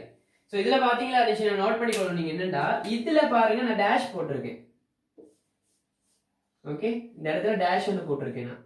ஓகே, ஸோ இந்த டேஷ் என்ன கேட்டிங்களா, இந்த இடத்துல எஃப்எஸ் என்ற பெருமானம் வராது. ஸோ நான் உங்களுக்கு சொல்கிறேன், முக்கியமான விஷயங்களை சொல்கிறேன், அதுக்கப்புறம் ஃபுல்லாக படிக்கும். ஸோ மட்டங்காணல் செயல்முறையின் போது சரியா, மட்டங்காணல் செயல்முறையின் போது பெரும்பாலானவர்கள் படிச்சிருப்பீங்க, சிலாக்கள் படிச்சிருக்க மாட்டீங்க. ஸோ இதில் பாருங்க, மட்டங்காணல் செயல்முறையின் போது நோட் பண்ணிக்கொள்ளுங்க. மட்டங்காணல் செயல்முறையின் போது நாங்கள் வாசிப்புகளை பெற்று கணித்தல்களை மேற்கொள்வதற்காக, வாசிப்புகளை பெற்று அந்த வாசிப்புகளை பதிவு செய்வதற்காகவும் கணித்தல்களை மேற்கொள்வதற்காகவும், வாசிப்புகளை பதிவு செய்வதற்காகவும் கணித்தல்களை மேற்கொள்வதற்காகவும் நாங்க பயன்படுத்தப்படுற 2 முறைகள் கேட்டீங்களா இருந்துச்சுன்னா, மட்டங்காணல்ல 2 முறைகள் கேட்டீங்களா இருந்துச்சுன்னா, height of instrument method, height of instrument, height of instrument method, அதாவது உபகரண உயர முறை, உபகரண உயர முறை. ரெண்டாவது கேட்டீங்களா இருந்துச்சுன்னா rise and fall method, rise and fall method. Rise and fall மெத்தட்னு கேட்டீங்களா இருந்தா எழுப்பம் மற்றும் வீழ்ச்சி முறைன்னு சொல்லுவாங்க. எழுப்பம் மற்றும் வீழ்ச்சி, எழுப்பம் மற்றும் வீழ்ச்சி முறைன்னு சொல்லுவாங்க, rice and fall method. So இதில் நீங்க அவ்வளவு யோசிக்க தேவையில்லை. ஓகே, அவ்வளவு யோசிக்க தேவையில்லை. ஸோ உங்களுக்கு இந்த அட்டவணை கொடுத்தது கேட்டீங்களா இருந்துச்சுன்னா, இந்த அட்டவணையில கொடுத்தது இங்க பாருங்க, HIன்னு கொடுத்துருக்கு. இங்க பாருங்க, HIன்னு கொடுத்துருக்கு. HI என்னது, height of instrument. ஸோ இந்த உங்களை அட்டவணையில கொடுத்த மெத்தடுக்கு பேர் என்னது, height of instrument method, height of instrument method. So இதுல ஒரு கலை சொற்கள் நிறைய இருக்கு பாருங்க. இதுல பாத்தீங்களா இருந்தா பெஞ்ச்மார்க். பெஞ்ச்மார்க்ன்றது என்ன கேட்டீங்களா இருந்தா, பெஞ்ச்மார்க்குக்கு பேர் கேட்டீங்களா இருந்துச்சுன்னா பீடக்குறின்னு சொல்லுவாங்க. எப்படி சொல்லுவாங்க, பீடக்குறி, பீடக்குறி. ஓகே, பீடக்குறின்னு சொல்லுவாங்க. பெஞ்ச்மார்க்ன்றது என்னன்னா, சிம்பிளா சொல்லணும்னா பெஞ்ச்மார்க்னா என்னன்னு சிம்பிளா சொல்லணும்டா, ஏற்கனவே குத்துயரம் தெரியப்பட்ட, ஏற்கனவே குத்துயரம் தெரியப்பட்ட ஒரு நிலையான புள்ளி தான் பெஞ்ச்மார்க். சரிதானே, ஏற்கனவே குத்துயரம் தெரியப்பட்ட ஒரு நிலையான புள்ளி தான் பெஞ்ச்மார்க்னு சொல்லுவாங்க, பீடக்குறின்னு சொல்லுவாங்க சிம்பிளா. ஸோ இது தொடர்பான கேள்விகள் தனியா வார நேரம் நான் இதை கொஞ்சம் பிரீஃபா நாங்க பார்ப்போம். ஓகே, ஸோ அப்ப பீடக்குறின்றது என்னது, ஏற்கனவே குத்துயரம் தெரியப்பட்ட, உதாரணமா கடல் மட்டத்திலிருந்து அல்லது யாதாயினும் ஒரு மட்டத்திலிருந்து ஏற்கனவே குத்துயரம் அறியப்பட்ட ஒரு நிலையான புள்ளி தான் பீடக்குறி, அதாவது பெஞ்ச்மார்க்னு சொல்லுவாங்க. Benchmark, BM. அடுத்தது BS. அடுத்து என்ன, BS. BSன்றது என்ன கேட்டீங்கன்னா பேக் சைட்னு சொல்லுவோம். பேக் சைட் அதாவது பின் நோக்குன்னு சொல்லுவோம், பின் பார்வைன்னு சொல்லுவோம், பின் காட்சின்னு சொல்லுவோம். ஸோ நிறைய இது இருக்கு. தமிழ்ல சொன்னீங்கன்னா நிறைய விதம், ஆனா இங்கிலீஷ்ல ஒரே வேர்ட் தான், BES, BS. BSன்றது என்ன, பேக் சைட். தமிழ்ல பின் பார்வை, பின் நோக்கு, பின் காட்சி. ஓகே, ஸோ தமிழ்ல நிறைய வேர்ட் உருவாக்கிட்டே போவாங்க. ஓகே, ஒரு ஆக்களை ஒரு மாதிரி உருவாக்கிட்டு போவாங்க. ஓகே, ஸோ எல்லா விஷயத்தையும் நம்ம தெரிஞ்சுக்கொள்ளுமே, அவ்வளவுதானே. அடுத்தது FS. FSன்றது என்ன கேட்டீங்கன்னா ஃபோர்சைட்னு சொல்லுவோம். ஃபோர்சைட் அதாவது FS என்று கேட்டீங்களா இருந்துச்சுன்னா முன்னோக்கு அல்லது முன்பார்வை அல்லது முன்காட்சி அப்படின்னு சொல்லி கொடுப்பாங்க. முன்காட்சி அப்படின்னு சொல்லி கொடுப்பாங்க. ஸோ FSன்றது என்னது, ஃபோர்சைட். BSன்றது என்ன, பேக் சைட். சரிதானே. அந்த ஒரு இதையும் பார்த்தோம். ஸோ FSன்றதை பார்த்தோம். ஸோ இந்த குத்துயரத்தையும் நான் சொல்லிடுறேன். குத்துயரம் குத்துயரம் என்ற என்னன்னு கேட்டீங்களா இருந்தா நீங்க கடல் மட்டத்திலிருந்து உங்களோட புள்ளி, நீங்க நிக்கிற புள்ளி எவ்வளவு தூரத்துல நீங்க எவ்வளவு உயரத்துல இருக்கீங்க, அதுதான் குத்துயரம்னு நாங்க சொல்லுவோம். இந்த குத்துயரம் கேட்டீங்களா இருந்துச்சுன்னா, அந்த குத்துயரம் பாத்தீங்களா இருந்துச்சுன்னா, குத்துயரம் என்றது கிட்டத்தட்ட நீங்க குத்துயரத்தை கேட்டீங்கன்னா, இந்த குத்துயரத்துக்கு இங்கிலீஷ் வேர்ட் கேட்டீங்கன்னா எலவேஷன் சொல்லுவோம். நாங்க எலவேஷன் சொல்லுவோம். இந்த குத்துயரத்துக்கு பதிலாக நிறைய வேர்ட் போடுவாங்க. கேட்டீங்களா இருந்துச்சுன்னா ஏற்றம்னு போடுவாங்க தமிழ்ல. ஏற்றம்ன்றதும் குத்துயரம் தான். இல்லாட்டி இப்படி ஒன்று போடுவாங்க, RL போடுவாங்க. RLன்றது என்ன கேட்டீங்கன்னா ரெடியூஸ்ட் லெவல்னு சொல்லுவோம். நாங்க எப்படி சொல்லுவோம்? ரெடியூஸ் லெவல்னு சொல்லுவோம். ஸோ ரெடியூஸ் லெவல்னு கேட்டீங்களா இருந்துச்சுன்னா reduced level, reduce level. Reduce லெவல்ன்றது குறைப்பு மட்டம், ஒடுக்கிய மட்டம் அப்படின்னு கூட போடலாம். சரிதானே? ஸோ இந்த இடத்துல நிறைய வேர்ட் போடுவாங்க. ஓகே, ஸோ நான் சொன்னதை மட்டும் உங்களுக்கு இதாகிறேன். ஸோ உங்களுக்கு முதல்ல இருந்து உங்களுக்கு தெரியுதானே எல்லா விஷயமும். ஸோ இதுல 2 முறை சொன்னேன். ஸோ அதுல முதலாவது முறை தான் நாங்கள் பார்க்குறோம். எங்களுக்கு கொடுத்த கணக்கு இந்த ஹைட் ஆஃப் இன்ஸ்ட்ருமெண்ட் முறை. அப்ப பாத்தீங்களா இருந்துச்சுன்னா புள்ளி பாத்தீங்களா இருந்துச்சுன்னா நல்லா ஞாபகம் வச்சுக்கொள்ளுங்க. இந்த பெஞ்ச் மார்க் தான் என்னன்னு சொல்லி கொடுத்தேன் உங்களுக்கு. BS HIன்றது ஹைட் ஆஃப் இன்ஸ்ட்ருமெண்ட், BSன்றது பேக் சைட், FSன்றது ஃபோர் சைட், குத்துயரம்ன்றது எலிவேஷன் சொல்லுவோம். இந்த குத்துயரத்துக்கு பதிலாக இன்னொரு வேர்ட் போடுவாங்க, RLன்னு போடலாம், ரெடியூஸ் லெவல்னு போடலாம், இல்லாட்டி ஏற்றம்னு போடலாம். விளங்குதா? இந்த ரெடியூஸ் லெவலுக்கு தமிழ் பதம் கேட்டீங்களா இருந்துச்சுன்னா குறைப்பு மட்டம் அல்லது ஒடுக்கிய மட்டம்னு குறிப்பிடுவாங்க. சரிதானே? சரி சரி, இதுல நான் உங்களுக்கு முக்கியமான ஒரு 2 இதை விளங்கப்படுது. இந்த BSFS. BSன்றது என்ன கேட்டீங்களா இருந்துச்சுன்னா நான் உங்களுக்கு சொல்லி கொடுத்தேன், பேக் சைட்னு சொல்லி கொடுத்தேன். BSனா என்ன அப்படின்னு கேட்டீங்கன்னா இருந்துச்சுன்னா குத்துயரம் தெரியப்பட்ட ஒரு புள்ளியை நோக்கி எடுக்கப்படும் வாசிப்பு தான் BS. குத்துயரம் தெரியப்பட்ட ஒரு புள்ளியை நோக்கி எடுக்கப்படும் வாசிப்பு தான் BS. FSன்றது என்ன கேட்டீங்களா இருந்துச்சுன்னா குத்துயரம் தெரியாத ஒரு புள்ளியை நோக்கி எடுக்கப்படும் வாசிப்பு தான் FS. ஓகே, சரி. சோ அப்ப BSFS இத ஞாபகம் வச்சுக்கொள்ளுங்க, BSFS. ஓகே, அப்ப பெஞ்ச் மார்க்ல FS வராதுன்னு நான் சொல்றேன். ஏன் வராது? கொஞ்சம் யோசிச்சு பாருங்க. பெஞ்ச் மார்க்ல FS வராதுன்னு சொல்றேன். ஏன்? பெஞ்ச் மார்க்ன்றது என்னது? ஏற்கனவே குத்துயரம் தெரிந்த ஒரு நிலையான புள்ளி தான் பெஞ்ச் மார்க். ஏற்கனவே குத்துயரம் தெரிந்த ஒரு நிலையான புள்ளி தான் பெஞ்ச் மார்க். ஓகே, ஏற்கனவே குத்துயரம் தெரிந்த ஒரு நிலையான புள்ளி தான் பெஞ்ச் மார்க். அப்ப தெரிந்த குத்துயரம் தெரிந்த புள்ளியை நோக்கி எடுக்கப்படும் ஒரே ஒரு வாசிப்பு BS. ஏன் FS எடுக்க மாட்டாங்க பெஞ்ச் மார்க்கை நோக்கி? ஏன்? பெஞ்ச் மார்க்ல குத்துயரம் எங்களுக்கு ஏற்கனவே தெரியும். சோ FSன்றது என்னது? குத்துயரம் தெரியாத ஒரு புள்ளியை நோக்கி எடுக்கப்படும் வாசிப்பு தான் FS. ஓகே, சரி. சோ இது ஒரு சிம்பிளான மெத்தட் ஒன்று தான். சரிதானே? சோ இதுக்கு ஒரு படங்கள் கீறி விளங்கப்படுத்தணும். சரியா? அந்த படங்கள் கீறி விளங்கப்படுத்தணும் கேட்டீங்கன்னா அந்த படக்கேள்வி ஒன்று வர நேரம் உபகரணம் கொடுத்து படக்கேள்வி வர நேரம் நான் அந்த கிளியரா விளங்கப்படுத்துறேன். சோ இப்போ ஒரு சார்ட் தந்திருக்காங்க. இந்த சார்ட் எப்படி நாங்க இதாக்குறது, இந்த சார்ட் எப்படி நாங்க க்ளோஸ் பண்றதுன்னு கேட்டீங்களா இருந்தா இதுல பாத்தீங்களா இருந்துச்சுன்னா பாருங்க, பெஞ்ச் மார்க்ல உங்களுக்கு கொடுத்திருக்காங்க 100ன்னு கொடுத்திருக்காங்க, ஏற்கனவே குத்துயரம் கொடுத்திருக்காங்க. இதுல பாத்தீங்களா இருந்துச்சுன்னா 100 மீட்டர், இதுல எல்லாம் மீட்டர் தான், அழகு மீட்டர்ல தான் வரும். சோ இதுல மேலே மீட்டர் கொடுத்திருக்கேன். ஓகே, இதுல பாத்தீங்களா இருந்துச்சுன்னா இதுல குத்துயரம் 100ஆ இருக்கு. நல்லா கவனிச்சு கொள்ளுங்க. நாங்க உபகரண உயரத்துக்கான எங்களுக்கு சமன்பாடு என்ன கேட்டீங்களா இருந்தா குத்துயரத்துல இருந்து அந்த புள்ளியிட ஞாபகம் வச்சுக்கொள்ளுங்க, அந்த புள்ளியிட உபகரண உயரம், அந்த புள்ளியில உபகரண உயரம் கேட்டீங்களா இருந்துச்சுன்னா குத்துயரத்தோட பெஞ்ச் மார்க் அதாவது BS. சரிதானே? குத்துயரத்தோட BS கூட்டினா ஹைட் ஆஃப் இன்ஸ்ட்ருமெண்ட் வரும். சரியா கேட்டுக்கொள்ளுங்க. குத்துயரத்தோட BS அதாவது பேக் சைட் ரீடிங்க கூட்டினா உங்களுக்கு என்ன வரும்? ஹைட் ஆஃப் இன்ஸ்ட்ருமெண்ட் வரும், உபகரண உயரம் வரும். திருப்பி உபகரண உயரத்துல இருந்து அடுத்த FS, அடுத்த புள்ளியிட FS, அடுத்த புள்ளியிட FS நீங்க கழிச்சீங்களா இருந்துச்சுன்னா அடுத்த புள்ளியிட குத்துயரம் வரும். சிம்பிளா நான் செஞ்சு காட்டுறேன், ஞாபகம் வச்சுக்கொள்ளுங்க. இங்க பாருங்க, 100ஓட நான் என்ன செஞ்சேன்? உபகரண உயரம் தேவையா இருந்தா நான் என்ன சொல்லிருக்கேன்? குத்துயரத்தோட BS கூட்டுங்க, அதே புள்ளியிட BS கூட்டுங்க. எவ்வளவு? 100 கொடுத்திருக்கு, 1.2 கொடுத்திருக்கு, எவ்வளவு வரும்? 101.2 சரிதானே? குத்துயரத்தோட பிஎஸ் கூட்டி ஹெச்ஐ போட்டிருக்காங்க. அடுத்தது என்ன சொன்னேன்? இந்த புள்ளியிட குத்துயரம் தெரியறதுக்கு நான் என்ன சொல்லி கொடுத்தேன்? உபகரண உயரத்தோட மேல உள்ள உபகரண உயரத்தோட இந்த புள்ளியிட எஃப்எஸ் கழிக்கணும். இந்த புள்ளியிட எஃப்எஸ் கழிக்கணும். ஓகே, கழிச்சு என்ன வரும்? 101.2 இருந்து 0.5 கழிச்சா 100.70 வரும்.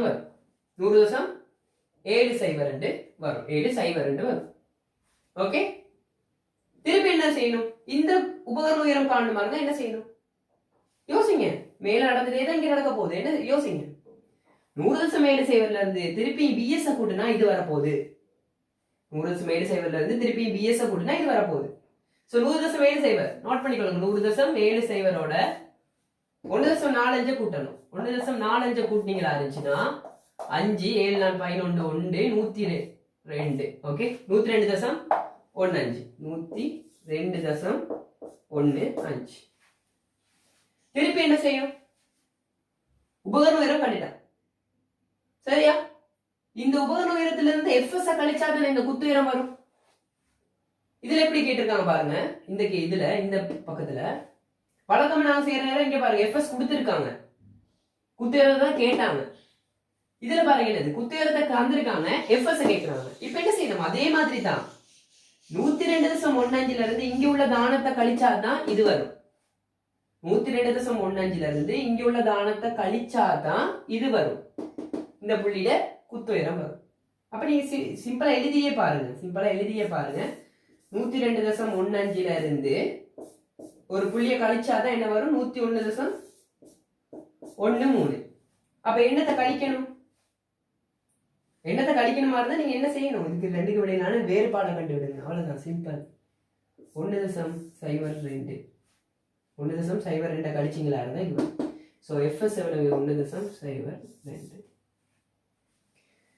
சரி, திருப்பி ஆகல் குழம்பு உங்களுக்கு எப்படியும் குழம்பும் சரிதானே? கிளியரா இருக்கவங்களுக்கு ஓகே, இது நல்லா கிளியரா இருக்கும். இப்ப சிம்பிள் தாமா, நல்லா கவனிச்சுக்கொள்ளுங்க. இப்படி ஒரு சார்ட் ஒன்று தாராங்களா இருந்துச்சுன்னா சரியா, உங்களுக்கு 2 விதம் ஒன்று இருக்கு. சார்ட்லையும் செய்யற விதம் ஒன்று இருக்கு. சார்ட்ல எப்படி செய்யறது நான் சொல்லித்தாரேன், ஏதாவது ஒரு முறைக்கு சொல்லித்தாரேன். படம் ஒன்று இருக்கு. படம் மூலியமா எப்படி நம்ம சார்ட்டுக்கு கொண்டு வருது அது ஒன்று இருக்கு. அது அந்த மாதிரி கணக்கு வர நேரம் பார்ப்போம். ஓகே, சரி. இப்ப நல்லா கவனிச்சுக்கொள்ளுங்க. குத்து உயரம் எவ்வளவு? 100. நான் என்ன சொல்லி கொடுத்தேன்? பெஞ்ச் மார்க்ல எங்களுக்கு உபகரண உயரம் தேவையா இருந்தா நாங்க என்ன செய்யணும்? குத்து உயரத்தோட பேக் சைட் ரீடிங்க கூட்டினோம்டா எங்களுக்கு உபகரண உயரம் வரும். அப்புறம் உபகரண உயரம் எங்களுக்கு தந்திருக்கு, அடுத்த புள்ளியிட எஃப்எஸ் தந்திருக்கு. அப்ப நாங்க என்ன கண்டுபிடிக்கலாம்? அடுத்த புள்ளியிட ஏற்றத்தை கண்டுபிடிக்கலாம், குத்து உயரத்தை கண்டுபிடிக்கலாம். என்ன செய்யணும்? மேலுள்ள உபகரண உயரத்துல இருந்து இந்த எஃப்எஸ் நீங்க கழிச்சீங்களா இருந்துச்சுன்னா என்ன வரும்? இந்த குத்து உயரம் வரும். திருப்பி என்ன செய்யுங்க? அப்படியே முதல்ல அங்க செஞ்சதுதான். இந்த குத்து உயரத்தோட பிஎஸ் கூட்டுங்க, இங்க போடுங்க. இதுல இருந்து அடுத்த எஃப்எஸ், அடுத்த புள்ளியிட எஃப்எஸ், இதுல இருந்து அடுத்த புள்ளியிட எஃப்எஸ் கழிச்சு குத்து உயரத்துல போடுங்க. அவ்வளவுதான். இடையில அந்த மேக்ஸ் கேள்வி கொஞ்சம் வரும், அந்த ரிவர்ஸ்ல போறது. வழக்கமா நான் சொன்னேன் உங்களுக்கு, இங்க உபகரண உயரம் கொடுத்திருந்தா இங்க எஃப்எஸ் கொடுத்திருப்பானுங்க, ஏற்றத்தை கேட்பாங்க. என்ன செய்யணும்? உபகரண உயரத்துல இருந்து எஃப்எஸ் கழிச்சு ஏற்றத்தை போடணும். இவங்க என்ன செஞ்சிட்டாங்க? இந்த இடத்துல பாருங்க, எஃப்எஸ் கேட்டிருக்காங்க, குத்து உயரத்தை வந்திருக்காங்க. நீ என்ன செய்யணும்? இதுக்கு இடையிலான வேறுபாடை கண்டு இதை போட்டுக்கிட்டீங்கன்னா சரி, அவ்வளவுதான். இதுல இருந்து இதை கழிச்சா தான் இது வரும். சோ இதுல வேறுபாடை போட்டுக்கிட்டீங்கன்னா சரி தானே, இது ரெண்டுக்கும் இடையிலான வேறுபாடை போட்டுக்கிட்டீங்கன்னா சரி. ஓகே, ஸோ இது ஒரு சிம்பிளான கேள்வி ஒன்றுதான். ஓகே, இதுல ஓவரா போட்டு நீங்க குழம்பிக்கொள்ள தேவையில்லை. இதுல இது அவங்களே குழம்பிக் கொள்வானுங்க இதுல, சரியா? நிறைய பேர் அவங்களே குழம்பிக் கொள்வாங்க இதுல என்ன மாதிரி. இது சிம்பிளான ஒரு விளக்கம் தான். படம் மூலமா விளக்கப்படுத்துற நேரம் நிறைய உங்களுக்கு நல்லா புரியும்.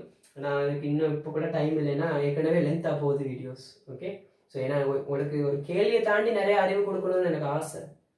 என்கிட்டீங்களா விடையை சொல்லிட்டு மட்டும் போறதா இருந்தா எனக்கு ஒரு அரவர் போகுது. எனக்கு விடையை மட்டும் சொல்றதா இருந்துச்சுன்னா 15 கேள்விக்கு எனக்கு அரவர் போகுது. நான் ஏன் மெனக்கட்டு இது செய்கிறேன்னு கேட்டிங்களா இருந்தால் உங்களுக்கு போய் சேரணும். ஓகே, உங்களுக்கு இன்ட்ரெஸ்ட் ஒன்று வரணும்.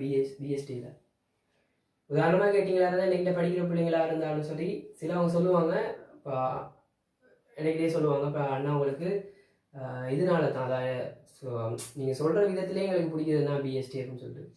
ஓகே, இது உண்மையாக நடந்தது. ஸோ நிறைய பேர் சொல்லியிருக்காங்க, நான் வேணும்னு சொல்கிறது இல்லை, நடந்திருக்கு. ஸோ அதனால தான் சொல்கிறேன். நான் கேட்டிங்கன்னா பிஎஸ்டியாக இருந்தாலும் எந்த பாடமாக இருந்தாலும் நான் இந்த பாடம் மட்டும் நான் உங்களுக்கு சொல்ல மாட்டேன். எனக்கு தேவை என்ன கேட்டிங்களா இருந்தால் நீங்கள் உங்களோட முகத்தை கூட நான் பார்த்ததில்லை. ஆனால் உங்களுக்கு நான் ஹெல்ப் பண்ண வர்றதுக்கான காரணம் நீங்கள் யார்கிட்ட இருந்தாலும் சரி, சரியா, இந்த ஸ்கூலில் இருந்தாலும் சரி, எங்கே இருந்தாலும் சரி, எனக்கு தேவை நீங்கள் ஒரு நல்ல நாட்டுக்கான நல்ல பிரஜையா, அதாவது ஒரு பட்டதாரியா, இளம் பட்டதாரிகளுக்கான இதை நீங்கள் வரணும், நீங்களாம் வரணும். ஸோ யூனிவர்சிட்டியை நோக்கி நீங்கள் ஒரு பயணத்தை செய்யணும், கட்டாயம் செய்யணும். அதுக்காக தான் நான் அதுக்காக தான் இவ்வளோ நாங்களும் எங்களோட ஆசிரியர் குழாமும் சேர்ந்து செய்கிற விஷயங்கள்லாம் உங்களுக்காக தான். சரிதானே? ஸோ அதை கொஞ்சம் புரிஞ்சுக்கொள்ளுங்க. சரிதானே? ஸோ ஓகே, நான் ஓவராக பேச விரும்பல. சரி, நான் இப்போ 13வது கேள்விக்கு போவோம். இது ஓகே தானே உங்களுக்கு எல்லாருக்கும்? ஓகே, ஸோ திருப்பி நான் சொல்கிறது அதுதான். உங்களுக்கு எதுவும் டவுட்ஸ் அப்படி இருந்துச்சுன்னா டவுட்ஸை போடுங்க. டவுட்ஸ் நான் பார்த்தாவோன்னு ரிப்ளை ஒன்று உங்களுக்கு தருவேன், கட்டாயம் தருவேன். டவுட்ஸ் பார்த்தோன்னு ரிப்ளை. ஸோ இப்போக்குள்ள என்ன கேட்டிங்களா கொஞ்சம் பிஸி. ஸோ உங்களுக்குரிய டவுட்ஸ் என்ன கேட்டிங்களா இருந்துச்சுன்னு நீங்கள் போடுங்க. நான் உங்களுக்கு கிளாஸ் டைமில் அந்த மாதிரி விளங்கப்படுத்துறதுக்கு ட்ரை பண்ணுறேன். ஓகே, சரி. ஸோ நாங்கள் அடுத்த கேள்விக்கு போவோம். ஓகே, இப்போ நாங்கள் 13வது கொஸ்டினை பார்ப்போம். 13வது கொஸ்டின் பார்ப்போம். 13வது. ஓகே, ஸோ 13வது கொஸ்டின் போட்டிருக்குது பாருங்க. 2 கிலோகிராம் நிறையுள்ள மண்கட்டி ஒன்றை 2 மீட்டர் உயரத்திலிருந்து சீமந்து தரை மீது போடும் போது, அதாவது விடச் செய்யும் போது உருவாகும் வடிவங்களை கொண்டு தீர்மானிக்கும் மண்ணின் பௌதிக இயல்புன்னு கேட்டிருக்காங்க. ஓகே, ஸோ திருப்பி வாசிக்கிற கேள்வியை, 2 கிலோகிராம் நிறையுள்ள மண்கட்டியை 2 மீட்டர் உயரத்திலிருந்து சீமந்து தரை மீது போடும் போது உருவாகும் வடிவங்களை கொண்டு நாங்கள் தீர்மானிக்கும் மண்ணின் இயல்பு என்னன்னு கேட்குறாங்க. மண்ணின் இயல்பு என்னன்னு கேட்குறாங்க. ஸோ இதுக்கான சரியான ஆன்சர் கேட்டிங்களா இருந்துச்சுன்னா பாருங்க, ஒரு 2 கிலோகிராம் மண், 2 கிலோகிராமோ இல்லாட்டி 3 கிலோகிராமோ இல்லாட்டி 1 கிலோகிராமோ, சரியா, நிறை டிஃப்ரெண்ட், அது ஒரு இடங்களுக்குமே நிறை டிஃப்ரெண்ட் ஆகும். சரிதான், நீங்கள் ப்ராக்டிகல் கைடில் பார்த்தீங்களா இருந்தால் 1 கிலோகிராம் போட்டிருக்கோம். ஸோ நீங்கள் தியரி நோட்ஸ் பார்த்தீங்களா இருந்துச்சுன்னா நாங்கள் 3 கிலோகிராம்னு போடுவோம், இல்லாட்டி 2 கிலோகிராம்னு போடுவோம். ஓகே, ஸோ இதில் கேஜி கணக்கு டிஃப்ரெண்ட்டாக இருக்கும். அதை நீங்கள் யோசிக்காதீங்க. என்ன மெத்தட்னு பாருங்க. 2 கிலோகிராம் மண் ஒன்றை நாங்கள் எடுத்து அதனை 2 மீட்டர் உயரத்திலிருந்து சுயாதீனமாக விழச் செய்யும் போது, சரிதானே, சுயாதீனமாக விழச் செய்யும் போது அது கீழே விழுந்து உருவாகிற திரள்களோட அடிப்படையில நாங்க அந்த மண்ணின் எந்த இயல்பை துணியறதுக்காக இந்த பரிசோதனை செய்யறோம்னு கேட்டீங்களா இருந்துச்சுன்னா மண்ணின் கட்டமைப்பு. ஸோ 3வது விடை தான் இதுக்கு சரியான விடையாக அமையும். ஓகே, ஸோ மண்ணின் கட்டமைப்பு, சாயில் ஸ்ட்ரக்சர்னு சொல்லுவோம். Soil structure. ஓகே, சரி. ஸோ இந்த மண் கட்டமைப்பு என்ன கேட்டீங்களா இருந்துச்சுன்னா மண் கட்டமைப்புக்கான வரைவிலக்கணம் என்ன கேட்டீங்களா இருந்தா, மண்ணில் காணப்படும் மணல், களி, அடையல் துணிக்கைகள் போன்றவை வெவ்வேறு பிணைப்பு காரணிகளுடன் ஒன்றிணைந்து, சரி, போன்ற துணிக்கைகள், அதாவது மண்ணில் காணப்படுகின்ற மணல், அடையல், களி போன்ற முதலான துணிக்கைகள் வெவ்வேறு பிணைப்பு காரணிகளுடன் ஒன்றிணைந்து உருவாகும் மண் திரள்களின் வடிவமும் அவை அடுக்கப்பட்டுள்ள விதமுமே மண் கட்டமைப்பு என அழைக்கப்படும். ஸோ இந்த மண் கட்டமைப்பை துணிவதற்கான பரிசோதனை தான் இப்போ உங்களுக்கு அந்த கேள்வியிலேயே பார்த்தீங்க. உதாரணமா ஒரு மண்வெட்டியின் துணையுடன் நீங்க என்ன செய்யணும், 3 கிலோகிராம் மண்ணை என்ன சொல்ற 3 கிலோகிராமோ ரெண்டோ இல்லாட்டி 1 கிலோகிராமோ உடைய மண்பாலம் அல்லது மண் திணி ஒன்றைன்னு சொல்லலாம். மண் திணி ஒன்றை பெயர்த்தெடுத்து அதுக்கப்புறம் நீங்க ஒரு இடம், குறிப்பிட்ட இடம், இந்த இடத்துல தான் பரிசோதனை செய்ய போறீங்களா, அந்த இடத்துல காணப்படுற புல்பூண்டுகள், அந்த பொருத்தமா அந்த இடத்தை என்ன செய்யணும், தயார் செய்யணும். புல்பூண்டுகள் எல்லாம் அகற்றணும், அப்படி தயார் செய்யணும். சரிதானே? அடுத்து பாத்தீங்களா அந்த நீங்க பெயர்த்தெடுத்த இந்த மண்பாலம் இருக்குதானே,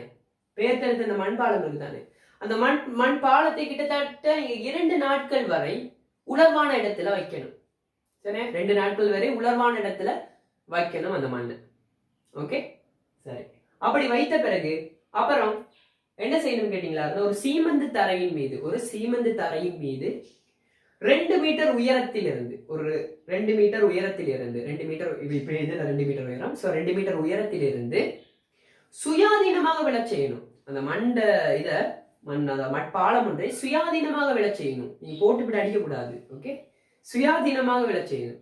சுயாதீனமாக விழச் செய்யற நேரம் சரிதான ஈர்ப்பு விசையின் வழியாக அது அப்படியே கீழே வந்து ஒரு குறிப்பிட்ட வேகத்தில் பட்டு தெரிப்படையும். தெரிப்படைவதன் மூலமாக அது திரள் வடிவங்கள்னா ஒரு மண் கட்டி மாதிரி இருக்கும். கிட்டத்தட்ட திரள் வடிவங்கள் இருக்கும்.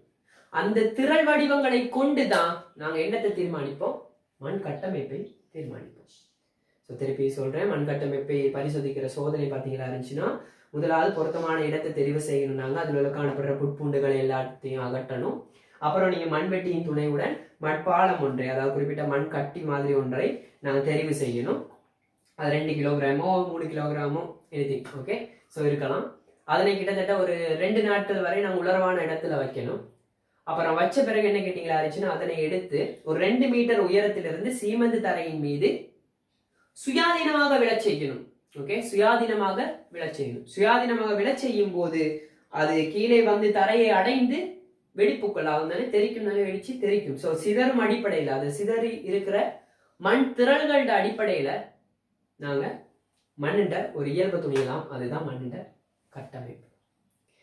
மண்ணிண்ட கட்டமைப்பை பத்தி உங்களுக்கு சொல்லணுமா இருந்துச்சுன்னா, மண்ணிண்ட கட்டமைப்பானது வடிவத்திற்கு அமைய அதனை நிறைய வகைப்படுத்துறாங்க. ஒன்று சிறுமணியூறு அல்லது இதனை மணியூருன்னு சொல்லுவாங்க. ஓகே, மணியூறு. அடுத்தது தனிமணியூறு,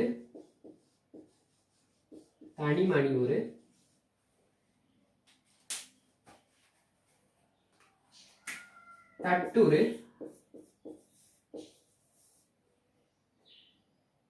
நிரலூறு, அரியவூறு, குற்றையூறு.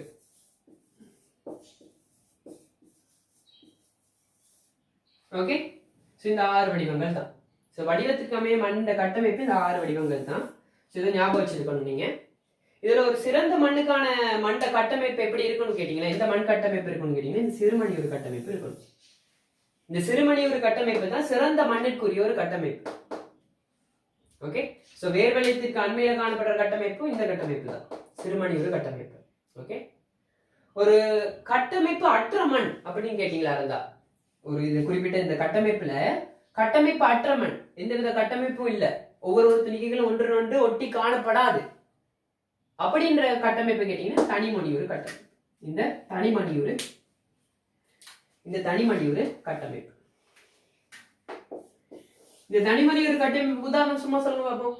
ஒவ்வொரு துணிக்கைகளை இன்னைக்கு நீ ஒரு மண்ணை எடுத்தமெண்டா, அந்த மண்ணை எடுத்தமெண்டா இலகுல அந்த மண்ணை அப்படி போடுற நேரம் இலகுல அப்படியே விழுந்துரும். அப்படி என்னது? மணல் மண். ஸோ இதுக்கு உதாரணம் கேட்டீங்கன்னா மணல் மண். கட்டமைப்பு அற்ற மண் ஒண்ணு இந்த மணல் மண். ஏன் ஒவ்வொரு துணிக்கையும் ஒன்று ஒட்டி காணப்படாது. ஓகே, சரி. வேற இதெல்லாம் இதுல வறநில பிரதேசங்கள்ல காணப்படுற மண்ட கட்டமைப்பு இந்த கட்டமைப்பு நிரநூறு. வறநில பிரதேசங்களில் காணப்படுற மண்ட கட்டமைப்பு இந்த நிரநூறு கட்டமைப்பு. ஓகே, ஸோ நோட் பண்ணிக்கொள்ளுங்க. இந்த ஒவ்வொன்றையும் நீங்க தனித்தனியா இதுக்கு ஒரு படங்கள் இருக்கு. ஸோ அந்த படங்களை நாங்க போக போக ஒரு கேள்விகள் வரும் தானே, அந்த கேள்விகள் தொடர்பாக ஆராயிர நேரம் பார்ப்போம். ஓகே, சரி. ஸோ ஓகே தானே. ஸோ மண் கட்டமைப்பு. ஸோ மண் கட்டமைப்பு சம்பந்தமாக உங்களுக்கு ஒரு ஹோம்ஒர்க் ஒன்று மாதிரி தரேன். ஸோ மண் கட்டமைப்பு சம்பந்தமாக ஹோம்ஒர்க் என்னென்றா, மண் கட்டமைப்போட முக்கியத்துவம், மண் கட்டமைப்பு குலைவதற்கான காரணம், மண் கட்டமைப்பு குலைவதற்கான காரணம் பார்த்தீங்கன்னா அதனை சீர் செய்வதற்கான முறைகள். இந்த 3 முறையையும் 3 கேள்வியும், அதாவது மண் கட்டமைப்போட முக்கியத்துவம், அதனை குலைவதற்கான காரணம், அந்த மண் கட்டமைப்பு குலைவதற்கான காரணம், அதனை சீர் செய்வதற்கான முறைகள், இந்த 3ஐயும் தொடர்பாக ஆராய்ங்க. அதான் உங்களுக்கான ஹோம்ஒர்க் கேள்வி. ஓகே, சரி. அப்ப நாங்க அடுத்த கேள்விக்கு போவோம்.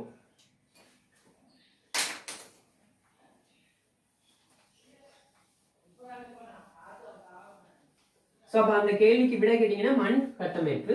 ஓகே, சரி. ஸோ இன்னும் கொஞ்சம் விவரமாக சொல்லலாம். எனக்கு நிறைய விஷயம் இருக்கு அதில் நான் சொல்றதுக்கு. எனக்கு கேட்டீங்கன்னா நுண்கலை தன்மை ஒவ்வொரு விஷயத்தையும் பற்றி நான் சொல்லலாம். உங்களுக்கு வீடியோஸ் லென்த் ஆகிறனால தான் பிரச்சனை. இன்னொரு நாள் டைம் கிடைக்கிற நேரம் உங்களுக்கு ஒவ்வொரு விஷயத்தை பற்றி நான் கொஞ்சம் ப்ரீஃபாக கதைக்கிறேன். எனக்கு அதை கதை பண்ணாம ஓகே. நீங்க கதைக்கிறது எனக்கு தெரிய போறது, நான் கதைக்கிற உங்களுக்கு கேட்க போறது இல்லை. நான் கதைக்கிற உங்களுக்கு கேட்கும், நீங்க கதைக்கிறது எனக்கு தெரிய போறது இல்லை. ஓகே. ஆனா நான் உங்களுக்கு சொல்றேன், ஒரு சிம்பிளா ஒரு விஷயத்தை டிஸ்கஸ் பண்ணுவோமே, ஒரு டிஸ்கஷன் மாதிரி இருக்கட்டுமே. நான் டிஸ்கஸ் பண்றேன், இந்த ஒரு ஒரு குறிப்பிட்ட தலைப்பு எடுத்தா அந்த தலைப்பு சம்பந்தமா டிஸ்கஸ் பண்ணுவோம், அது குறிப்பிட்ட நேரம் டிஸ்கஸ் பண்ணுவோம். ஓகே.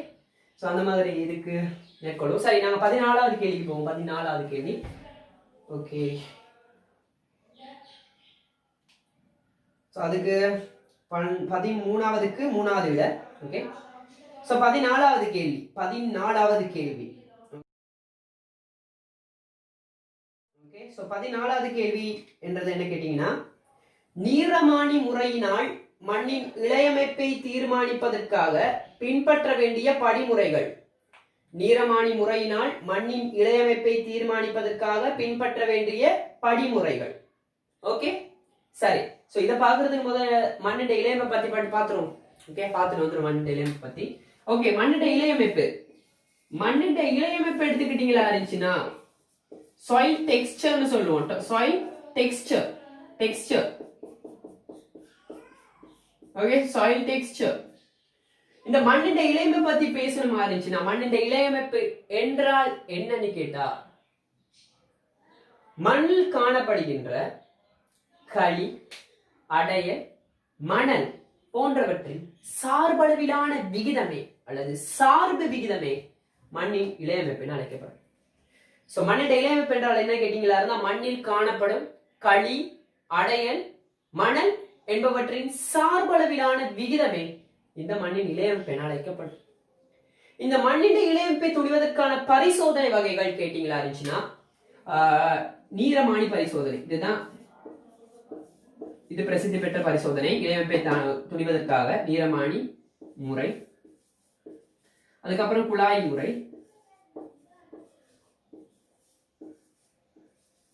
அப்புறம் உருளையாக்கல் முறைன்னு ஒண்ணு இருக்கு.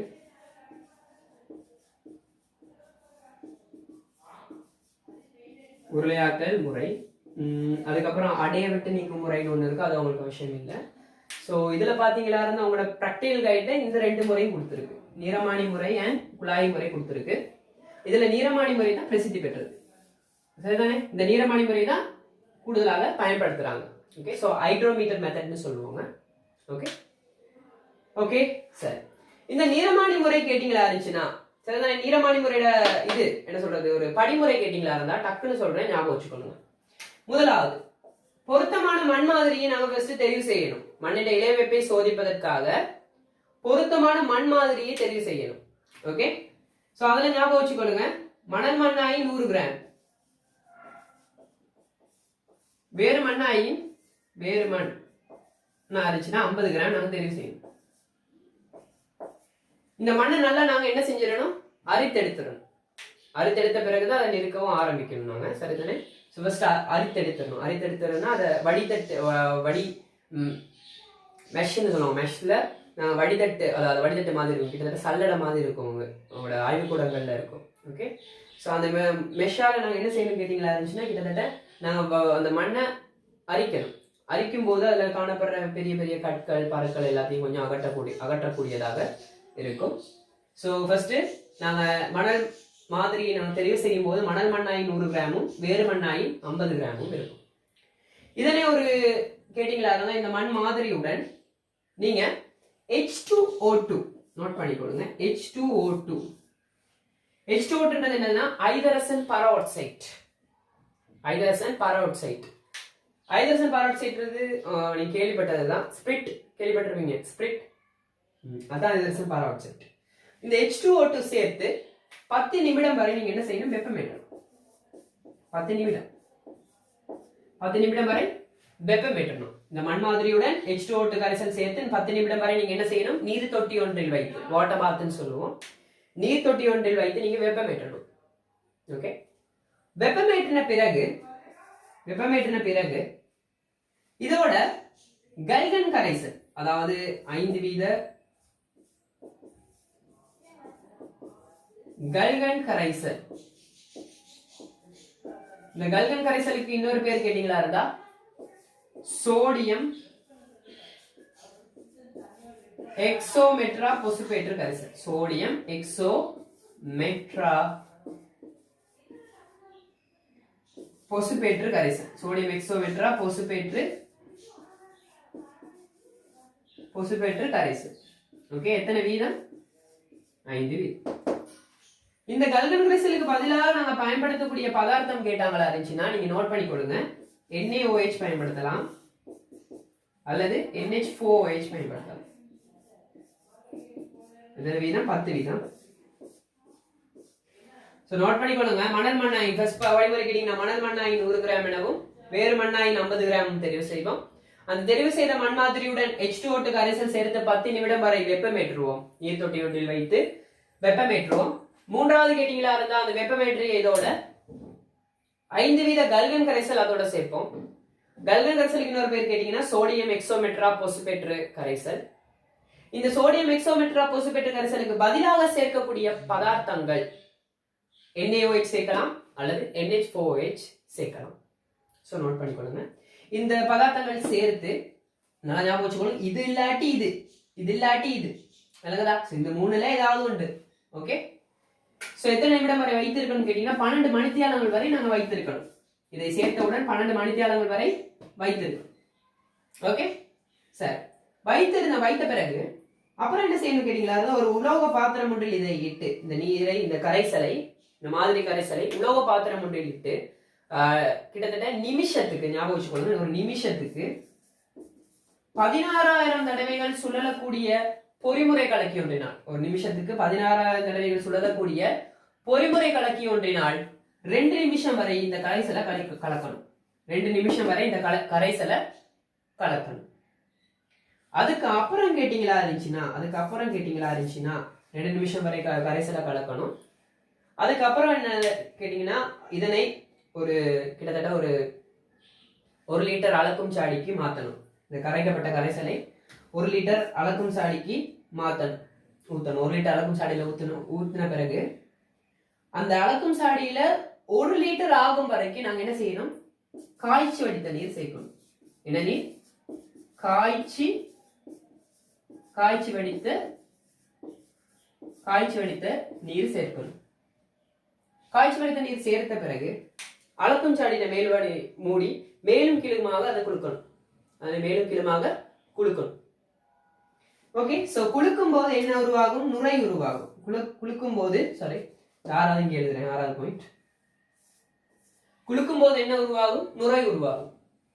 அந்த நுரைகளை களைப்பதற்காக நாங்க ஏமைல் மதுசாரம், ஏமைல் அல்கோஹால் அல்லது ஏமைல் மதுசாரம் 3 துளி சேர்ப்பாங்க. 3 துளி சேர்ப்பாங்க. ஓகே, சோ 3 துளி சேர்த்தவுடன் எதுக்காக சேர்க்கிறாங்க? நுரைகளை களைப்பதற்காக. சரி, சோ இதுல சின்ன விஷயங்கள் கொஞ்சம் சொல்ல இருக்கு. சோ கொஞ்சம் ஆர்டரா வாரேன், கொஞ்சம் ஞாபகம் வச்சுக்கொள்ளுங்க. முதலாவது, மணல் மண்ணாய் 100 கிராம் அல்லது வேறு மண்ணாய் 50 கிராம் தெரிவு செய்வோம். என்ன பரிசோதனை பார்க்கிறப்ப? நீரமானி பரிசோதனை பார்க்கிறோம். ஓகே, மணல் மண்ணாய் 100 கிராம் வேறு மண்ணாய் 50 கிராம் தெரிவு செய்யணும்.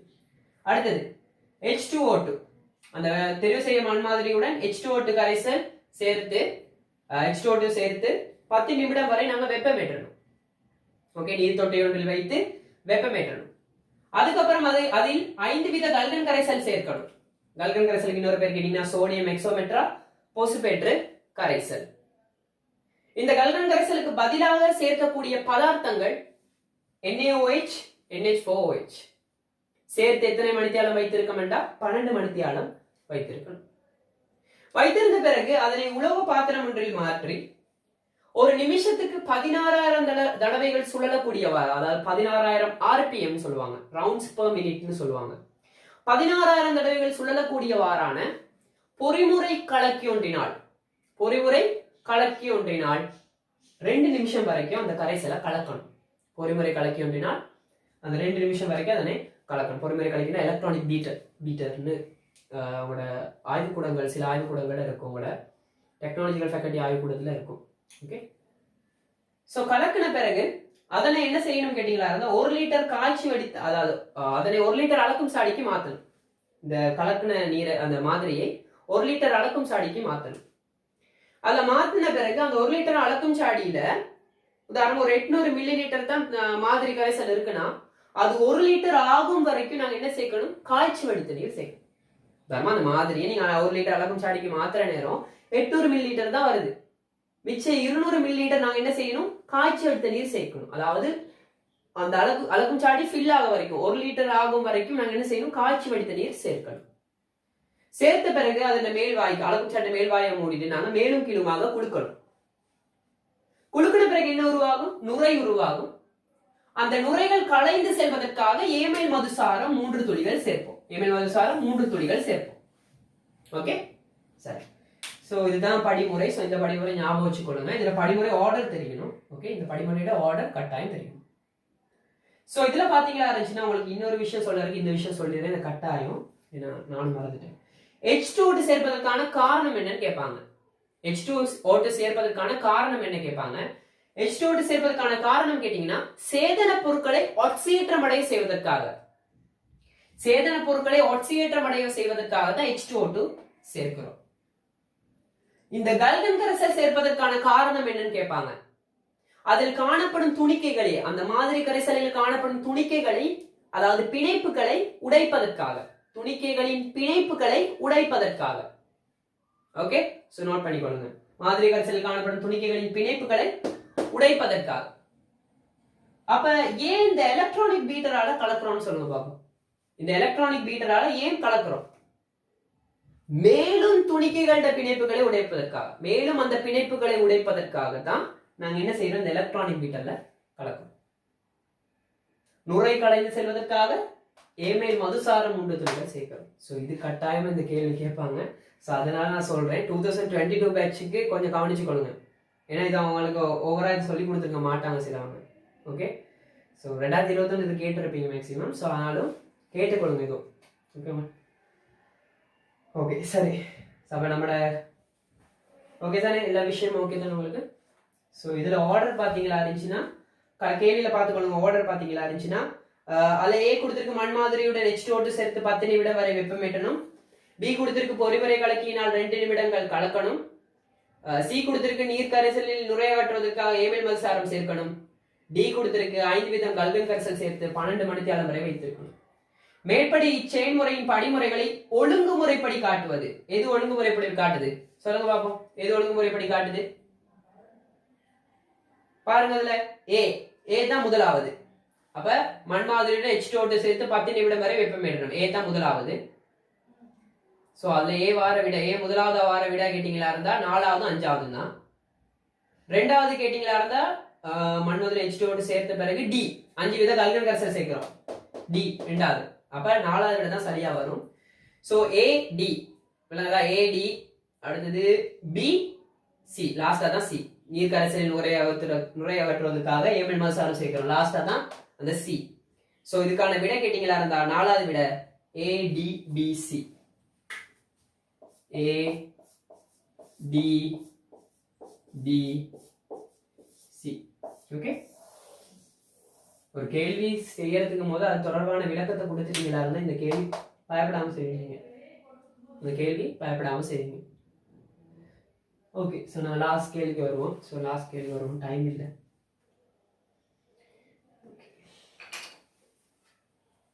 ஓகே, லாஸ்ட் கேள்வி. இந்த கேள்வி கேட்டீங்களா இருந்தா லாஸ்ட் கேள்வி. இப்போ நாங்கள் பார்க்க போற கேள்வியை போட்டு பாடமாக்கிட்டு இருந்தோம் பிள்ளைங்கலாம். ஐயோ அது பாடமாக்கிட்டே இருக்கணும் நீங்க சொல்றீங்க. லாஸ்ட் கேள்வி பார்க்க போறது. ஓகே, ஸோ இன்னைக்கு சொல்றது தான், பாடமாக்க போயிடாதீங்க கடைசி வரைக்கும். ஓகே, ஸோ அனுபவத்தில் சொல்றேன். ஓகே சரி, 15வது கேள்வி எங்களோட செஷன்ல லாஸ்ட் கேள்வி. ஓகே சரி, இந்த கேள்வி கேட்டிருக்காங்க. இலங்கையில் சிறுபோகத்தை, அதாவது இலை சரிதானே, சிறுபோகத்தை மிகச்சரியாக விளக்குவது. ஸோ இது ஈஸி. ஓகே, இது டக்குன்னு விளக்கப்படுத்திடலாம். ஸோ இலங்கையோட மலை பயிற்சி கோலம், அதாவது மலையிட பருவ பயிற்சி கோலங்கள் கேட்டீங்களா இருந்துச்சுன்னா கேட்பாங்க உங்களுக்கு. பருவ பயிற்சி கோலங்கள் என்ன கேட்டாங்களா இருந்தா, மலை பயிற்சி கோலங்கள் கேட்டீங்களா இருந்தா 2 இது. முதலாவது சிறுபோகம்,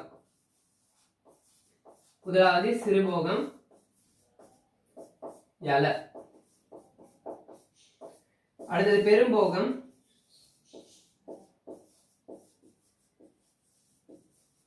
ஓகே, மகான்னு சொல்லுவாங்க, மகா. ஓகே, சரி.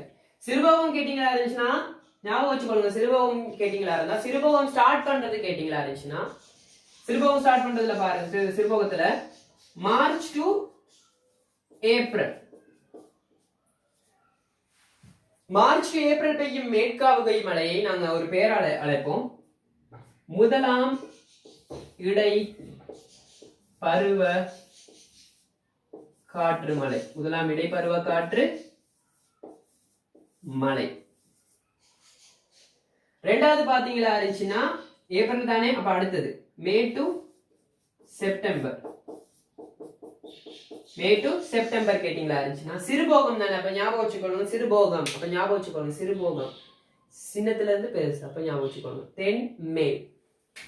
சோ தென்மேல் பருவ, தென்மேல் பருவ பெயர்ச்சி மழை அல்லது பருவ காற்று மழைன்னு எழுதலாம். ஓகே,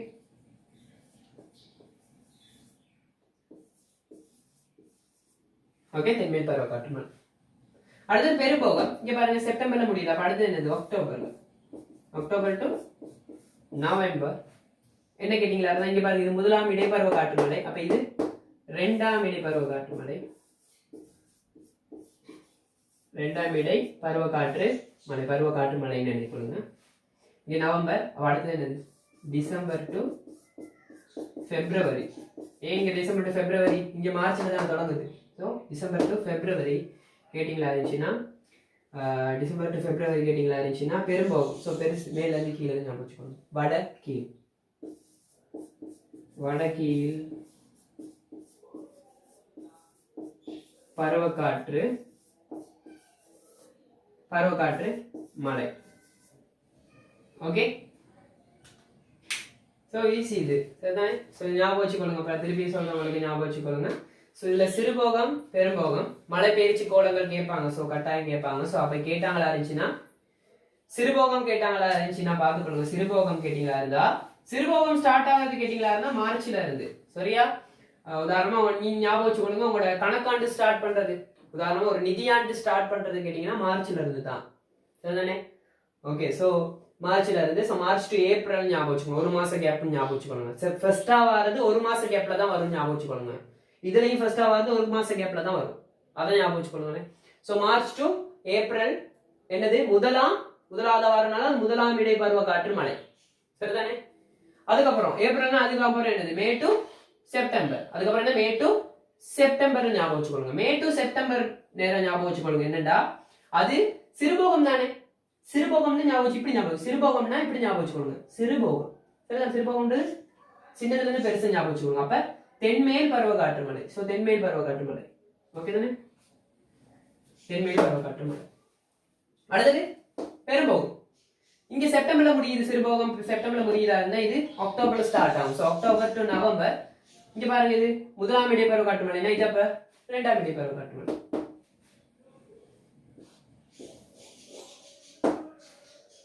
நவம்பர்ல முடியுது, சோ டிசம்பர்ல ஸ்டார்ட் ஆகும். So December to February. ஏன் இங்க மார்ச்ல தான் ஸ்டார்ட் ஆகுது, மார்ச்சுக்கு முதல் மாசம் பிப்ரவரி. சோ டிசம்பர் டு பிப்ரவரி.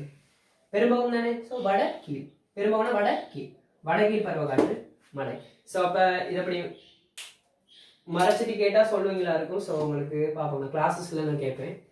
சரி, சோ இதுல ஞாபகம் வச்சுக்கோங்க. சரிதானே? இப்ப மார்ச் டு ஏப்ரல் என்ன, முதலாம் இடை பருவ காற்று மழை. சோ மே டு செப்டம்பர் தென்மேல் பருவ காற்று மழை. அக்டோபர் டு நவம்பர் இரண்டாம் இடை பருவ காற்று மழை.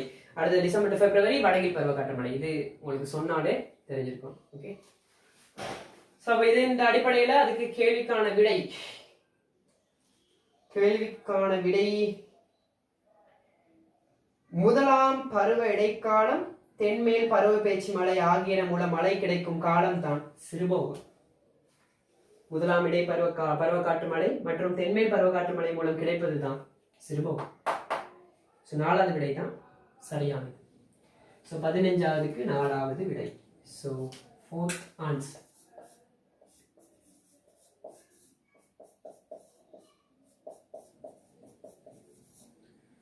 சோ ஓகே, சரி, என்னால் முடிஞ்ச வரைக்கும் இந்த 15 கேள்வியிலையும் அது சம்மந்தமாகவும் சொல்லி உங்களை விளங்கப்படுத்தி ஸோ ஒரு டிஸ்கஷன் செஞ்சேன். ஸோ இந்த கிளாஸஸ் நான் ஒவ்வொரு கிளாஸஸ் நான் சொல்கிறது தான், நாங்கள் படுற கஷ்டம் ஒரு ஒரு ஆக்களும் படுற கஷ்டம் கேட்டிங்களா இருந்துச்சுன்னா நீங்கள் நல்லா வர்றதுக்காக தான். ஸோ அதனால ஒரு டைம் கூட வேஸ்ட் பண்ணாதீங்க. அதுக்குன்னு நான் படிச்சுக்கிட்டே இருக்க சொல்லலை, சரிதானே? விளையாடுங்க, விளையாடுற வயசு தான் கூட. ஓகே, ஸோ விளையாடுங்க, சரிதானே? அதே மாதிரி உங்களோட படிப்பில் கொஞ்சம் ஆர்வம் இருக்கட்டும். ஏன் கேட்டிங்களா இருந்துச்சுன்னா ஒவ்வொரு ஒரு கிளாஸுக்கும் கேட்டிங்களா இருந்தால் அப்பா அம்மா எவ்வளோ கஷ்டப்படுறாங்கன்றதை யோசிச்சு பாருங்க. அந்த வெறி, அந்த அப்பா அம்மா கஷ்டப்படுறதை யோசிச்சாவே உங்களுக்கு ஒரு வெறி ஒன்று வரும். ஓகே, ஸோ எவ்வளோ கஷ்டப்படுவாங்களா இருக்கும். ஓகே, ஸோ அதனால தான் நான் சொல்கிறேன். ஸோ என்ன கேட்டிங்களா இருந்தால் படிக்கிறதுக்கு நீங்கள் பணம் இருக்கணும்னு அவசியம் இல்லை. ஓகே, ஸோ எதுனாலும் பரவாயில்ல, நீங்கள் படிக்கணும், சரிதானே? ஸோ கட்டாயம் படிங்க. ஸோ எந்த வித ஹெல்ப்னாலும் என்கிட்ட கேட்கலாம் நீங்கள். ஸோ இந்த நம்பர்ஸ் தெரியும் உங்களுக்கு. ஸோ ஓகே, இப்போ நான் இதோட நிப்பாட்டி கொள்கிறேன். ஸோ திரும்பி நான் சொல்ல வேண்டிய என்ன கேட்டிங்கன்னா, இந்த கிளாஸில் கட்டாயம் நான் குறிப்பிட்ட நபர்களுக்கு நன்றி சொல்கிறதுக்கு என்ன கேட்டிங்கன்னா, எங்களோட sft sir, science for technology sir, Raashi time Rifan சாருக்கு. ஏன்னா அவர் தான் எனக்கு இவ்வளோ தூரத்துக்கு வாய்ப்பு கொடுத்தவர், அவர் தான். ஸோ அவருக்கு தான் நான் ஃபஸ்ட் நன்றியை சொல்லுவேன். அடுத்த சார் எங்களோட ஐசிடி சார் முக்ஷித் சார், அவருக்கும். அடுத்தது இடெக் அஷ்வக் கொல்வி university undergraduate student. So இப்போ அந்த சாருக்கும் அஷ்வக் சாருக்கும் என்ற நன்றியை தெரிவித்துக் கொள்கின்றேன். ஓகே, சரி. இப்போ மாணவர்களாகிய நீங்கள் இவ்வளோ தூரம் பேஷன்ஸாக இந்த இதை பார்த்ததுக்கு உங்களுக்கும் இந்த மனமார்ந்த நன்றிகள். ஓகே, ஸோ நாங்கள் அடுத்த கிளாஸில் வெவ்வேறு சப்ஜெக்ட்ஸ் எடுத்து படிப்போம். ஓகே, ஸோ போரிங்காக இருந்துச்சுன்னா மன்னிச்சு கொடுங்க, சரிதானே? ஆனால் என்னால் முடிஞ்ச வரைக்கும் உங்களுக்கு ஃபுல் லைவாக கொடுத்துருக்கேன், எனக்கு திருப்தியாக இருக்குது, சரிதானே? நான் இனி நல்லா போயிட்டு நான் தூங்கக்கூடியதாக இருக்கும். ஓகே, சரி. ஸோ ஓகே, நாங்கள் அடுத்த கிளாஸில் சந்திப்போம்.